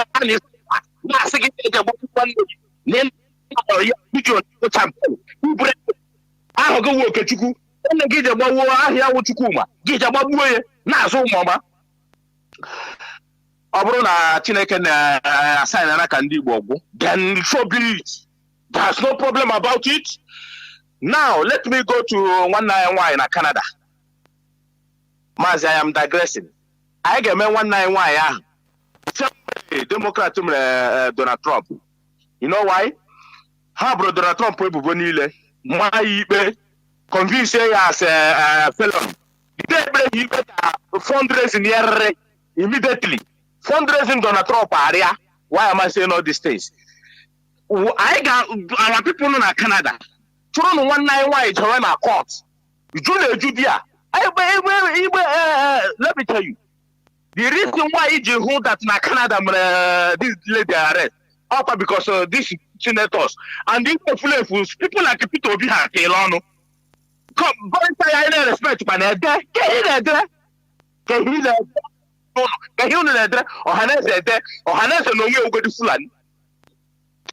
reason why Japan Igbo World Congress now with IPOB those criminals, they've gone for good. Since Abraham, when it is Igbo, and assassinate Halala for good. Here we're there. The reason why you have made this girl, I question him. Oh no, I know, but all because rep that is why I had you. But if not, all here on social media now. Man, I cannot show to America. Only quite evidence I can see the Canadian government in a pass through. Naka these people. So, why can you look? 191. Only Judea. Leotun daughter should be even my here. Yes. All the evidence here. We wrote the honor to cut 100 people. George Gashi, but this lady, oh no, here and a motor. Nobody really Judea. Then we're something. I want to Britain. Only here. How supposed to wait a minute? Can you hear me? Okay. Oh, now this girl, can you hear me? What did you do? Now, okay. Should not tell him, man. You never play on the name. Or what's him? Or one name of Basam. Or Basraili. You know, could we hear she? Hashina Haga and I left our children. Then we take their life. All that happened. Mazi, give me this opportunity. There were Mazi. There were. Caller on direct line. Please go on. Can you hear me, sir? Yes, go on, Mazi. Yes, good evening, all directors of state. Good evening, all ministers on the pulpit. I really got an inspiration, or should I say, an observation from what he just made as a clarity in this, in quotes, what he said about absence of Nigerian government in the eastern areas of the place they call Nigeria. Now, I was looking at that. I was not asking a question. I wanted to find out something. The absence of the Nigerian government in the presence of the eastern area, is it as a result of Nigerian government really not having the interests of the Easterners, or is it because the traditional rulers, predecessors, I don't know how to put the right full in English, who have known the foundation of the earth from ab initio, who have all the principles of how to get it right, like Ekumeku warriors and the youth of those days in the Igbo land, who have the opinion rightfully chosen to protect the people. Now, is it not because the traditional leaders have hands off that these children of 13 years, 14 years in Ohanese in 1976 to rule over them? Because I really want to get there. I know you are trying to make a picture of what Britain have succeeded in, reinstating here in eastern areas. But if you look at it also, those of them in the outside world will understand where you're coming from, how they are messing up with us. But the rightful people, I want to know who are the rightful people who allow these people to come up making use of us, not allowing us to make use of our own traditional rights and traditional administration to make sure that things are got arrested, evil things are got arrested in the eastern areas. So that's my question. I said, okay, let me find out from you. If you can please touch that, because I realize that it is the traditional leaders that have messed everything up. You see a traditional leader bowing down for one idiot local government chairman, the Sultan of Sokoto cannot bow down for Trump. He cannot bow down for Bigot. He cannot bow down for even useless Amechi or maybe Wike. So I want you to get the picture of my question, sir. So that's the question I just have. There was. I did. Okay. This mayhem or not. Thank you. Okay. Okay. You are calling on direct line. Let me say something before people are waiting. When you come to the Nigeria setting, in a country, everything, every other institution, and not only a country, a republic, every other institution must be under the central government. A republic. That is it. The absence of government in the East is voluntary. It's done voluntarily, It is an agenda. There is no way you can carry it and give to a traditional ruler. No, they don't want the government. No. Why didn't they? What of a military? The military cantonments and military barracks in our land? That is the only government presence. They want us to rotten, ruined. In any place where there is no government presence, it is you are just giving the people the open hand, just like go and rot. You got no control. The most powerful kill. The might remains right. Once they made it that the way they structured our place, they made it that look. Once you have contact with a Nigerian military, that's a Nigerian military, any military personnel, which is mostly Fulani or Hausa, a Northerner, as an Igbo man. Now you feel powerful. For somebody owing you 1 month house rent, you go and collect a military and come and throw his properties out. No rule of law, nothing, no rules and regulation. You don't pass through any. If that person, to that tenant, maybe you call military, he will go and call a major general as his friend. That is how they want us to be. So you see that there is no rule of law in our land. What they want our rule of law to be them. They become law in our land. Once you have contact with a Nigerian police, just a police officer or a military personnel, you are the law. That is the way they structured our land to be. Nothing. In any place where the people does not succumb to any control, national control, organization and regulation, the people perish. And you hearing what I'm saying? Anybody will be doing as he wants. That's why people will be killed in our land. Nothing, no report. Who are you going to report to? Yes, you put on WhatsApp message. Now wow, they kidnapped my mother. CEO, now wow, and I know the person that did it. Man, I tell him, man, leave me alone now. I have paid him ransom. So what he want again? You see that there is lack of government. He's now appealing to any person that can help him. Normally, it's only government. Everything comes from the government. The rules and regulation, law and order comes from the government to implement it. But in our land, nothing. They make it open.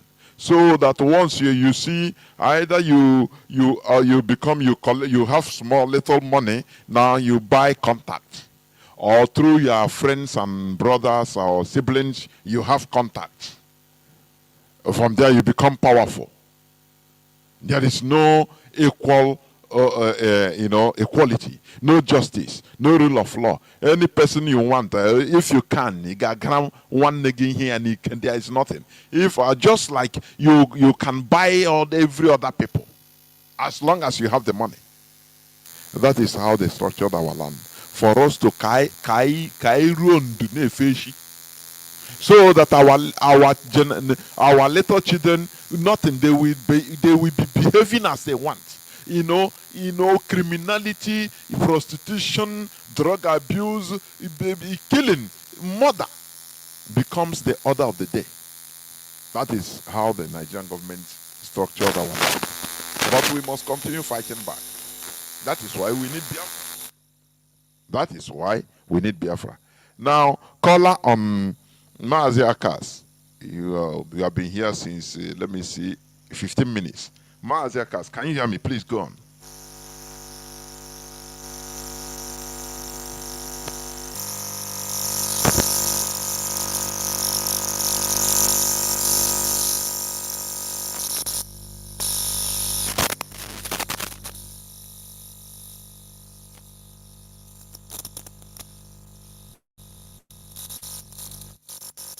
To remain strong and continue to, be consistent in what we are doing. Mazi, I'm hearing myself. I don't know, maybe it's from me or from no, it's okay now. It's okay now. It's okay. Okay. Fellow Biafrans, lovers of freedom, my name is Mazi Akas. I'm calling from Austria, and I serve the Indigenous People of Biafra as IPOB, Austria National PRO. Mazi, you said maybe for a long time I've not been calling on radio. No, it's because of the changing of our works. We, the IPOB, those that are really born to do what we're supposed to do in this freedom, we are fighting for. We are engaged with our works. We have families, and we are working. And from there, we can be able to support a freedom we are fighting for. But the truth is that I keep on listening, even when I didn't meet up. I'm just coming back now, but I said no. I have to try to, speak my mind concerning what is happening in our land, which is very necessary. I want to let us know that just as you spoke where I started listening from you, the evil these people are committing in our land is unbelievable. And one of our brothers said, who called out the first time, he said, and have you ever seen where they said they have another created Moteko in Yoruba land, another Hisba in Fulani land? No, it's not possible.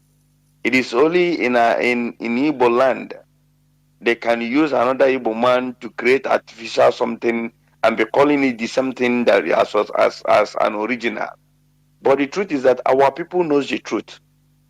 If we did not start exposing the evil of this, agent provocateur, right from beginning, begin to disassociate IPOB from the evil these people are committing, by now our people might misunderstand what we are fighting for. But thank God that today people knows exactly what is happening. And even the so-called politicians, those of them with their right mind, those of them that really understood what IPOB stands for, they know the truth, and they know that what is happening in Igbo land today is being created by the Nigerian government, sponsoring by the Nigerian government, to make sure that insecurity will come in Igbo land.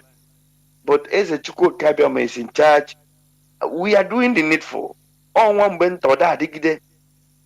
are at the top of, difficult time, temptation time, but it is only those who their mindset and their, and their frontal, their mindset, the way they reason, being intact, can be able to understand what IPOB is passing through. Those of us that we are born to be a freedom fighter, even when we are in a mother's womb, those of us that still remain in IPOB to this time around, at this time, even as we are speaking on Radio Biafra, standing strong, supporting GOS to make sure that this IPOB will not be corrupt. Mazi, there's no how enemy will win in what we are doing, because we have made up our mind that there is nothing that will stop us to make sure that Biafra land will be liberated from Nigeria.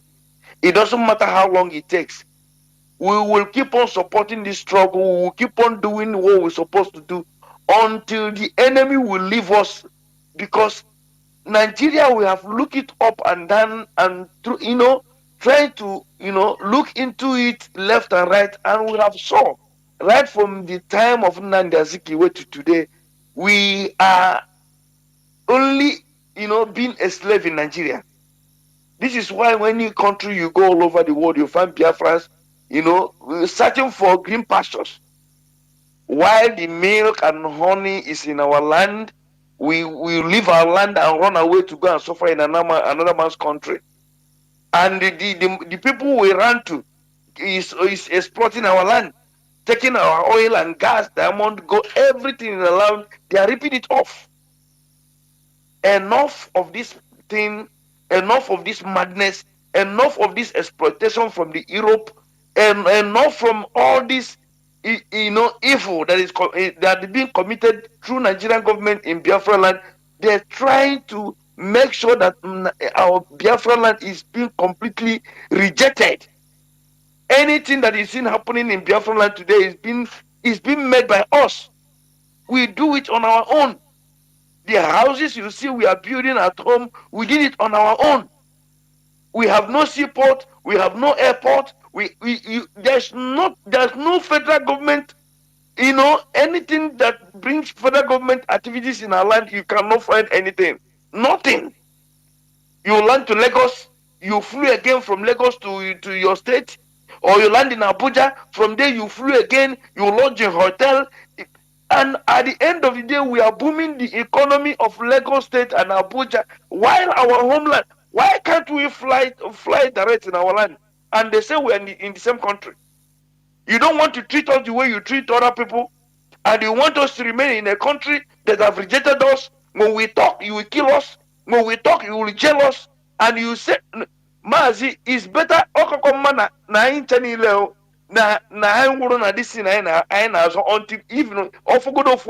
even if you remain one person, let that one person continue, because I believe that every Biafran, every woman, higher than one, when we die, we reincarnate ourselves into several places. Of when you want to be in reincarnation again, in maybe 5 or 4 places. These are people that you killed when you stabbed their children. They died over 3.5 million children, inclusive with the adult and women. Let's say up to 7 million. But today, they are up to 80 million population. How do you think you can kill these people? It's not possible. And if no forces can be able to erase the Igbo race, or they possible, because Chukwuokika Abiyama is in our fair, is in everything we are doing. Mazi, I want to digress before I will come to my conclusion this evening. Okay, Onya, this idiotic people are on how one them Mazi Nnamdi Kanu. Nebute Mazi Nnamdi Kanu. After Mazi Nnamdi Kanu have have suffered in this struggle, educate our people for us to know what we're supposed to know concerning how Nigerian government has kept us since we were born. To the extent one name can corrupt all his hand into criminality, Atoyanga, for over months. Nigerian government hated it. They didn't want anybody to know. Now they release it and they send him in assignment. Mazi, I am begging every coordinator, every IPOB coordinator here in Europe. It doesn't matter, even in Asia, all over the world.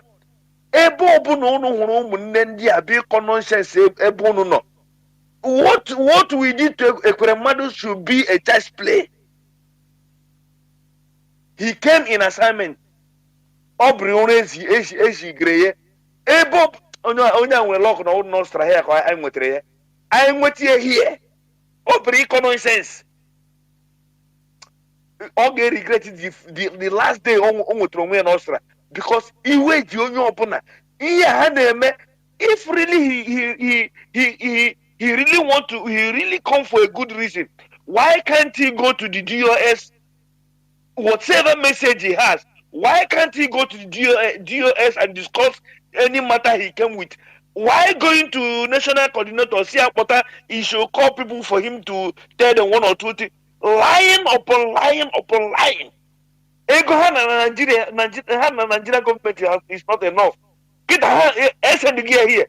Chuku mekwari ebere ka enweti ye. Ka okoribu okachine ka boy okun. Mazi mdu mmada anwugo many families lose go munne ha. Also some mazi nande can lose nne. Families have died in this thing we are doing. And even mazi nande cannot stop us in what we are doing. Oputechi kuo kwaina like which he knows. He has told us. The next person behind him should bring him down. He's our leader. He's our spring leader. Man, he can't stop us. Even when he was in USA, that IPOB does not belong to him. IPOB does not belong to his family. That IPOB belongs to all of us who has paid with our blood. I am on a family business. Because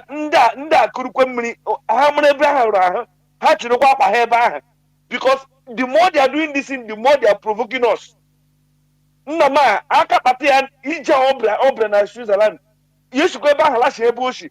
Akapati any other place here in Europe. Oganodi, Amasi. Even the one open now. I think he's listening. We are not happy of this character they are playing in this struggle. Their family business. Also, some can lose. I ain't telling the lose go family in this struggle. Mazi, bless you.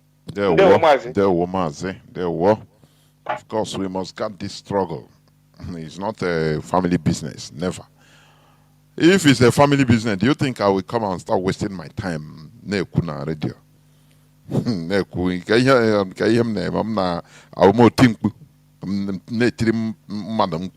His business. No.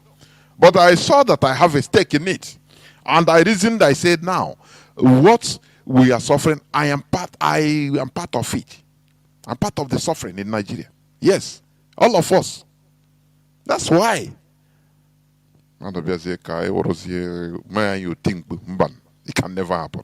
Caller on WhatsApp, you'll be the last caller. Caller on WhatsApp, can you hear me?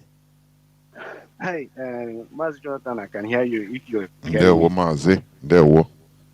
Yeah, my name is Osi Ndeji. I am calling you from Canada. And there were Mazi, there were, please. Yeah. If you have a news about even that our sister Maka, you let us know also if you have. No news, because I have not been here around, but not an excuse. Now I had contributors here talking about it. I will go and find out where Canada is very big. Depends on which side. I'll find out where that woman is. He was in Toronto. In Toronto, I think I had a cut this in today, 10 o'clock. Cut out.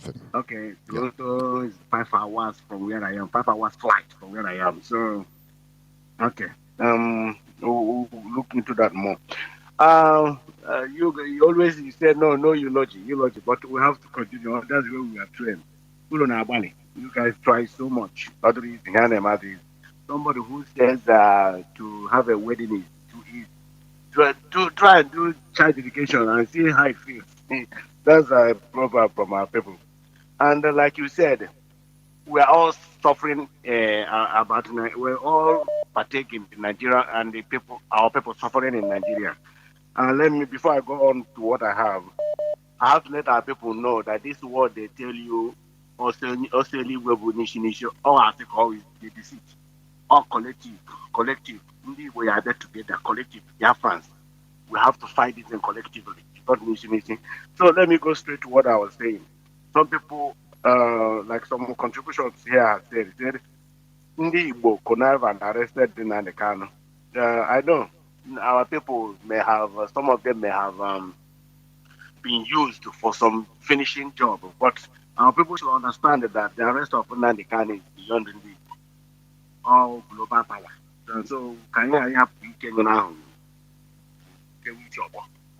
These people, all power you know that has interest in Nigerian resources are involved in the kidnap. Even Nigeria and Kenya is just a house nigger. Sorry to use that word. That's what happened. Having said that, actually, our people should. I know many Igbo people, if not, whether you believe in Biafra or not, have seen today that Nigeria is not a place for us. But it's not enough. It's not enough.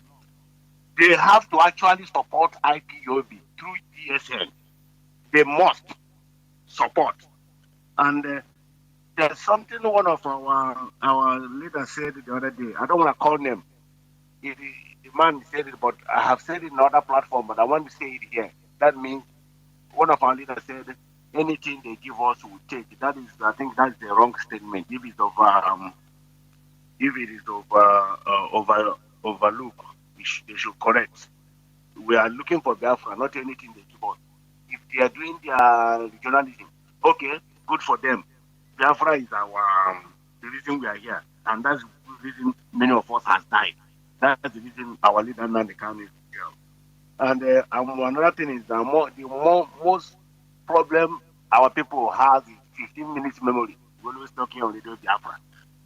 We do something, tomorrow you don't know, but we don't do something. Many of them or many of us don't do something to a logical conclusion. That is why this IPOB is surprised. Even Nigerian politics, Nigerian leadership, they're even surprised. The word itself that see black people. That's because when I watch the film Root, it says one man said here, and they said these black people are just like children. They can never do anything for themselves. So that thing opened my eyes so well.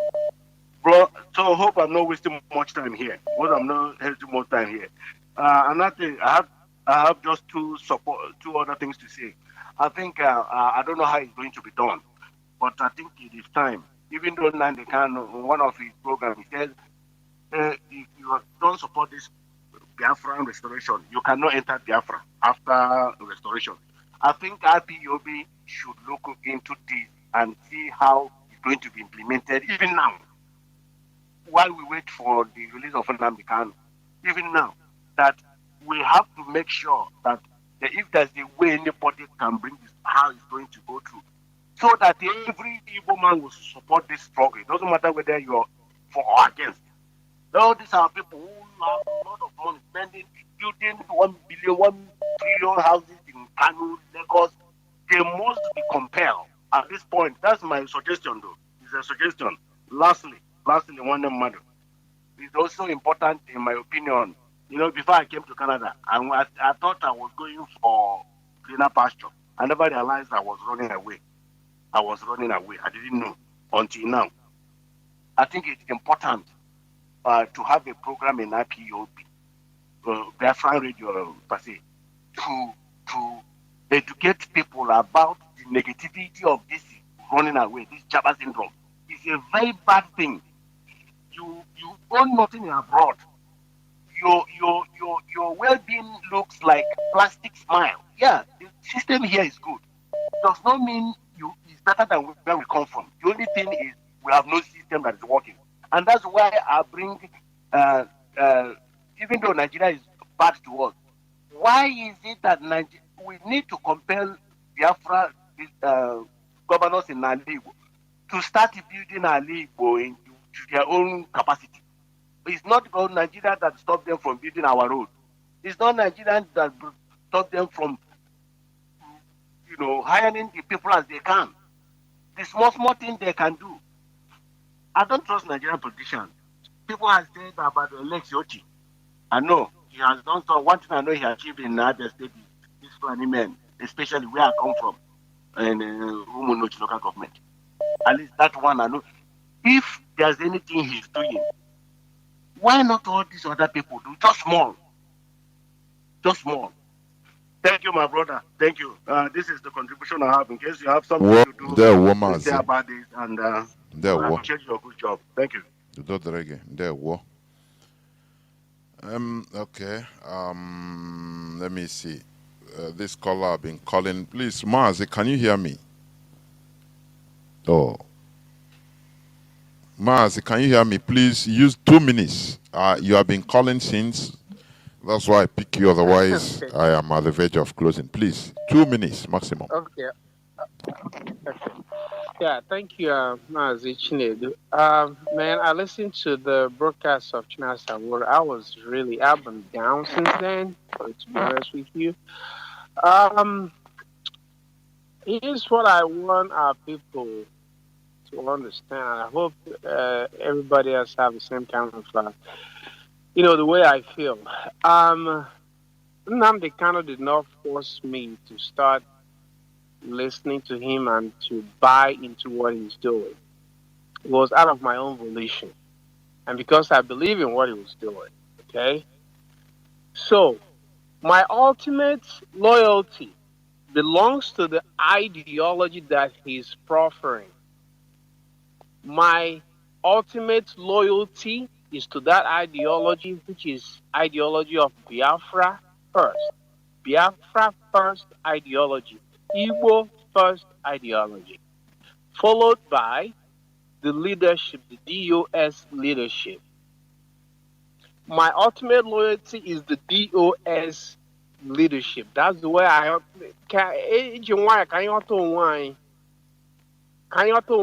early on. My ultimate loyalty is not to Nnamdi Kanu. Is to the ideology and the leadership he has set up, which is the DOS leadership and the Biafra ideology. Everything else, whether it's a family or a group or a subgroup or individuals, are subservient to this leadership and this ideology. I am not somebody who follows a cult personality. I'm not interested in any cult personality. Like I said in this, once in this platform, that I became so happy about IPOB because that's the only black movement that has been different from so many other black movements in the past. Because other black movements in the past were built around a cult personality, so that once that personality was eliminated, the movement just collapsed. I gave examples of that. Yeah. I gave examples of Marcus Garvey. I gave examples of Thomas Sankara. There's so many examples here among black people. I don't want that. Email will cult personality around Nnamdi Kanu and his family. I am none of that. And I wish that, because Otuchina Hassan wants to answer that question, is not, this is just a hearsay that Uchenna Okorafor say.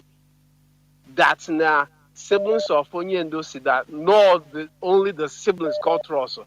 I wish Nnamdi Kanu is available to let us know exactly. Does he know what his siblings are doing? Is he in support of it?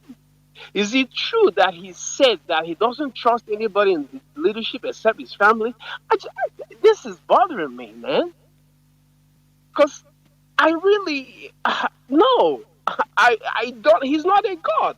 Yes, I'm so grateful for Nnamdi Kanu and his sacrifice. He's a hero, but he's a hero because of the ideology I believe that he's pursuing. Anything outside of that ideology is not a hero to me. Can you know, can you open our thing because I come here a fugitive from away from Nigeria, Cambo, because I was hoping that this was going to create an avenue for me to finally bring my family back with pride to my homeland. Mazi, it will.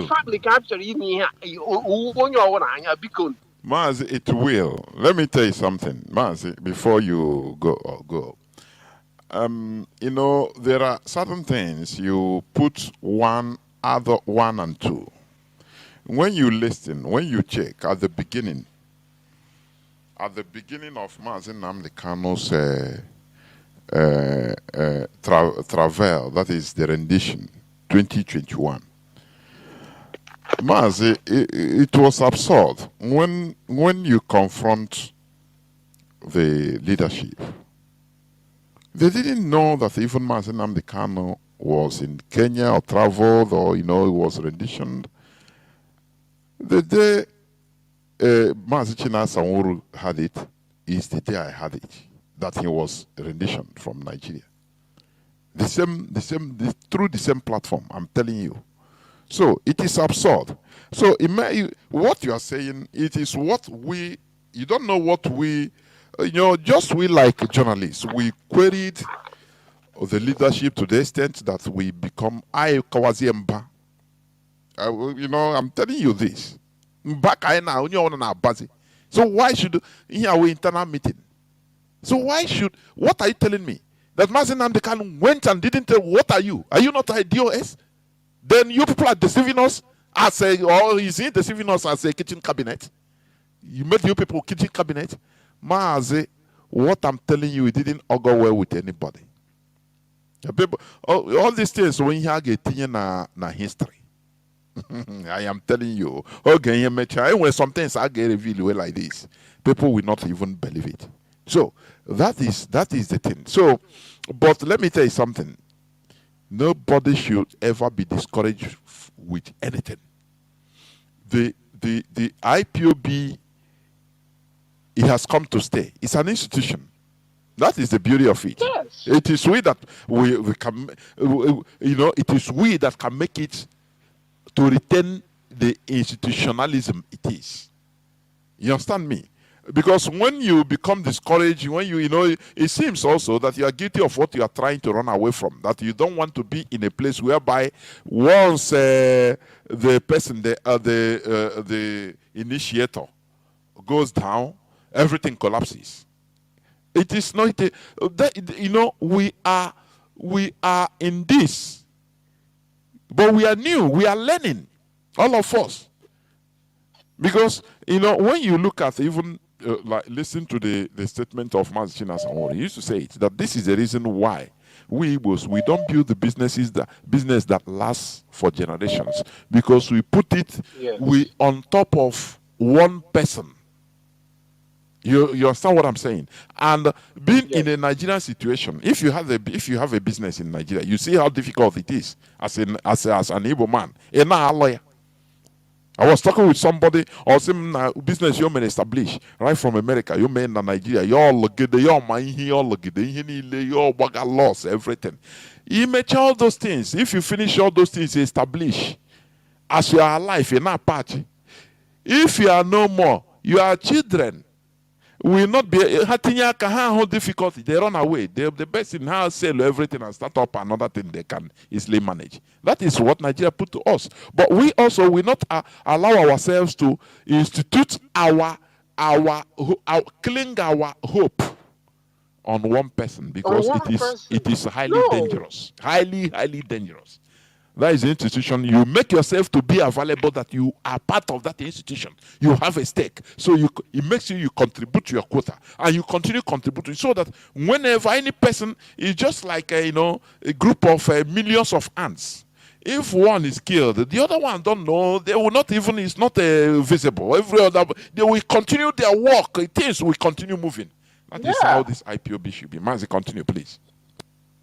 Yeah, when is you know, you kuchagi head in India because I'm concerned just like every other person. Ọtụtụ ndị na-ajụ nke a nụnwa nwunye ya na-aga visit ya sometime ọ na-agụkwara ya ihe ụmụnne ya na-eme, you know, because we all have agreed that IPOB should be an institution, and so it will be. Thank you for Mazi Nnamdi Kanu. If he comes out and believes that his family will be supreme, anya kpasụọ ya n'akụkụ maka ndị ga-abịakwa were sentiment bịawa to me. We're talking about the lives of 18 million people. That's what we're talking about. We're not talking about one family. The cost for the many must be greater than the cost of the few. That's why some people here have charge for their country because they believe that they are less than that of the country. So we'll continue to support DOS. The DOS is the ultimate institution in IPOB, and IPOB is above everybody. I don't care whether we Nnamdi Kanu himself or Nnamdi Kanu's family. Everybody is subject to that ideology and to the leadership. Thank you very much. There were Mazi. You said it all. Everybody is subject to the ideology. That is it. You know, this is where I'm going to switch up the phones, please. You know, when people hear about the OA, they will think it's Mazi Chinedu. No, Mazi Chinedu is the head of the directorate. It cannot be there forever. Tomorrow you can enter, it can be you as a bona fide member. So, but when we talk about DOS, is that institution we are referring to. Let people understand it. We should understand how to respect and follow institution. Respect the rules and regulations. Tomorrow, one person in that can move away, another person can enter, but the institution continues rolling. That is how institutions are formed. It continues rolling. But when we put all our heart in one person that it is, that like that, without him, without the person, everything collapses. That is where we get it wrong.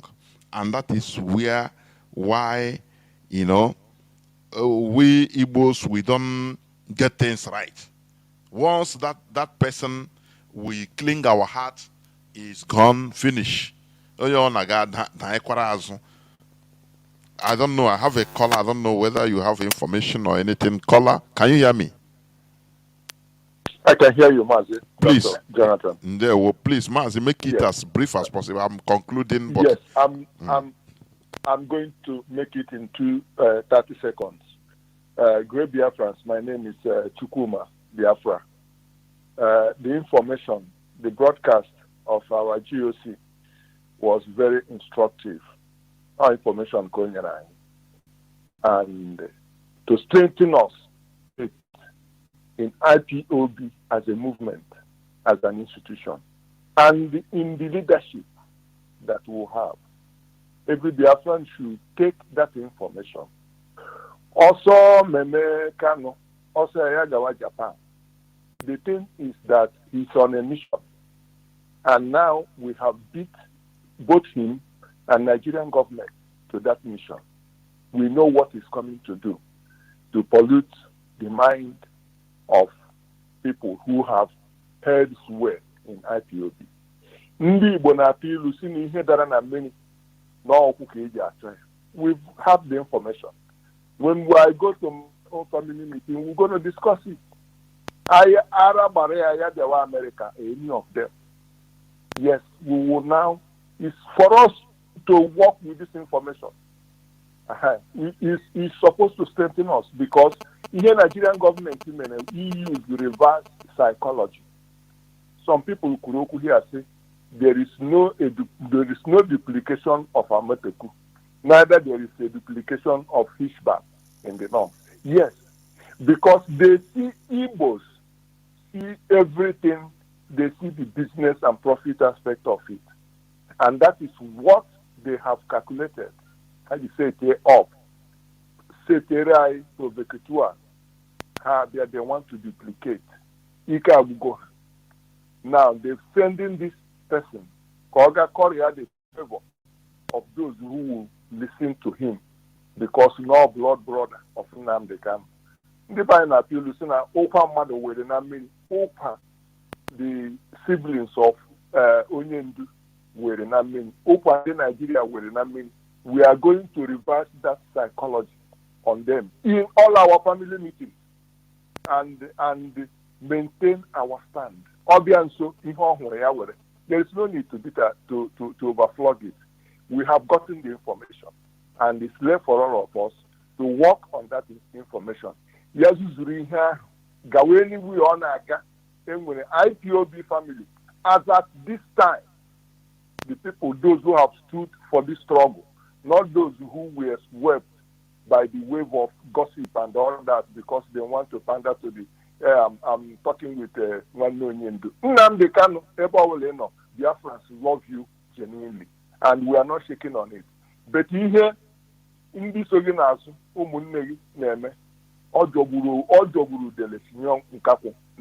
that's all I have to say. We should be strong. All information, Kenya, you need to work with it. Thank you, Mazi. Jonathan, I know your time is up. Must help Biafra. Mazi, thank you very much. We must continue. Biafrans and lovers of freedom, whatever that is happening is not abnormal in a struggle of this magnitude. We should understand that this is a movement that involves millions of people. You know, once multitudes are involved, there are different people have different ideologies, personal ideologies, personal mindsets.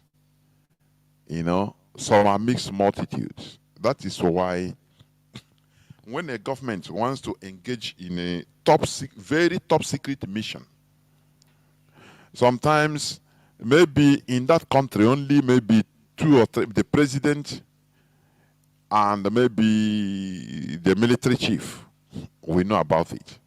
No other person. They will carry it out.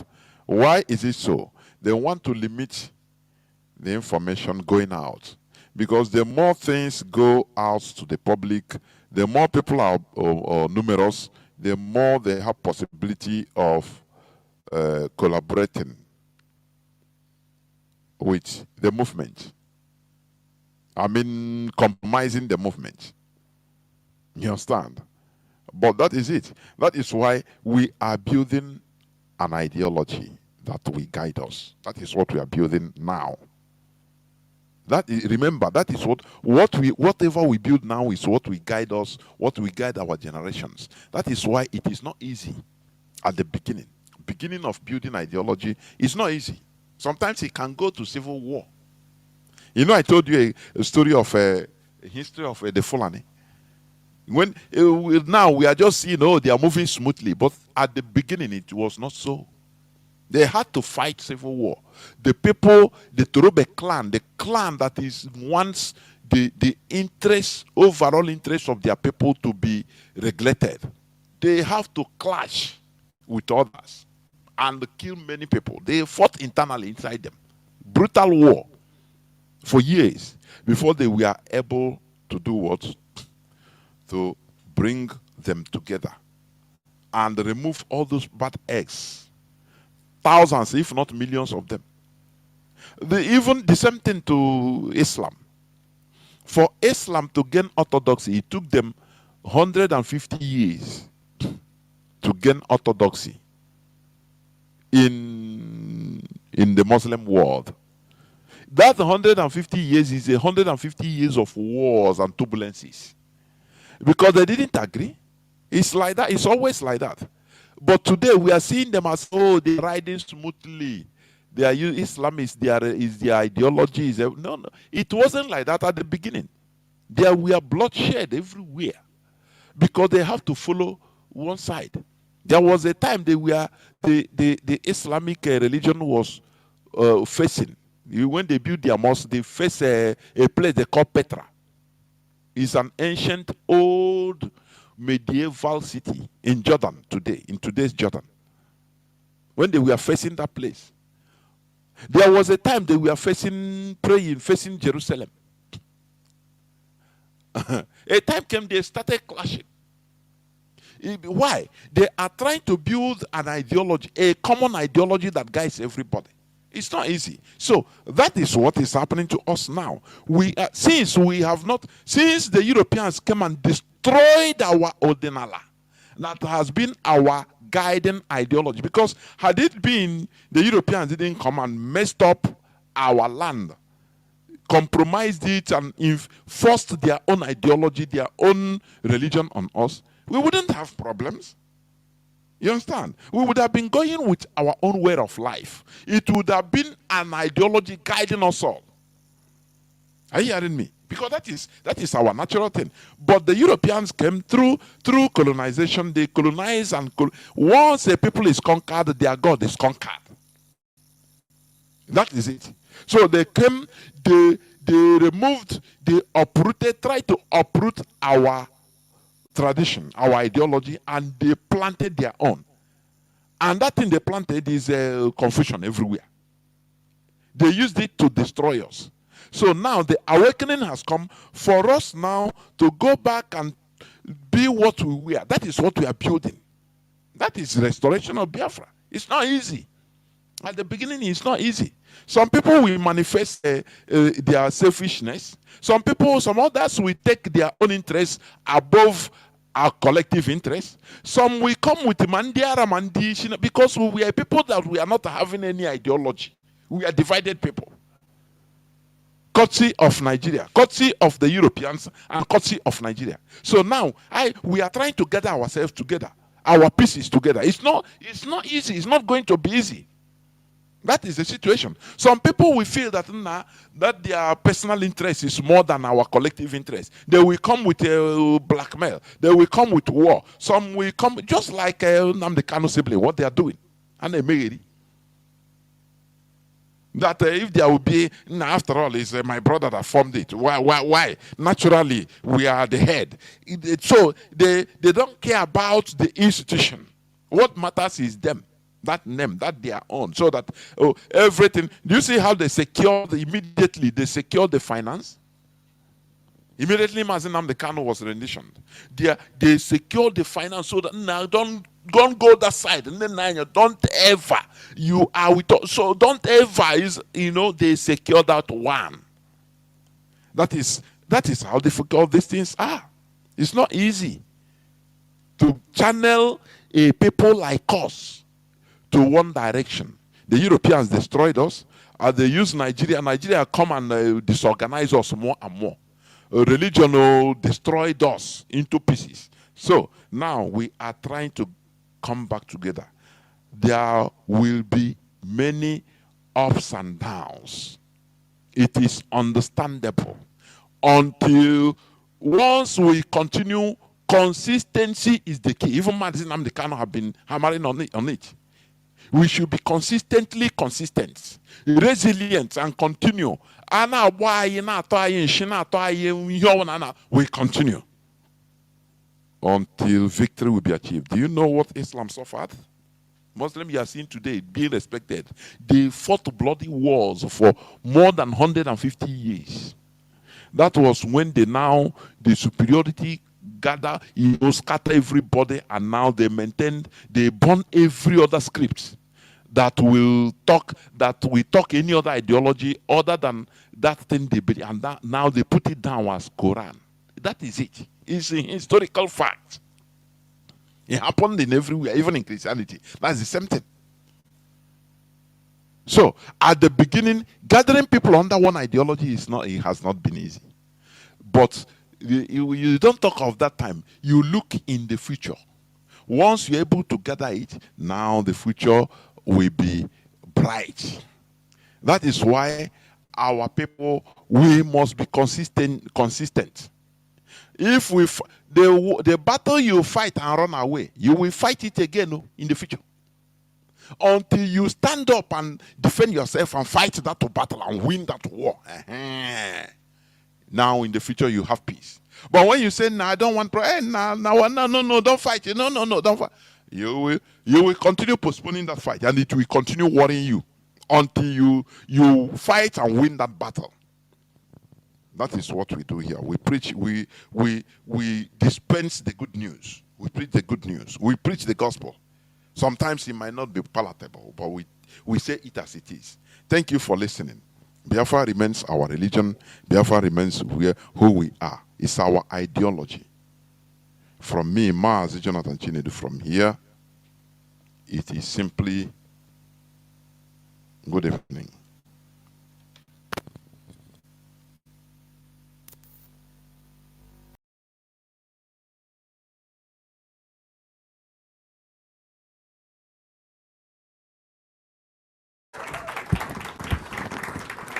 I'm sorry to keep everybody waiting. 16 months ago, in April of 2023, I launched my campaign for President of the United States. I began this journey as a Democrat, the party of my father, my uncle, the party which I pledged my own allegiance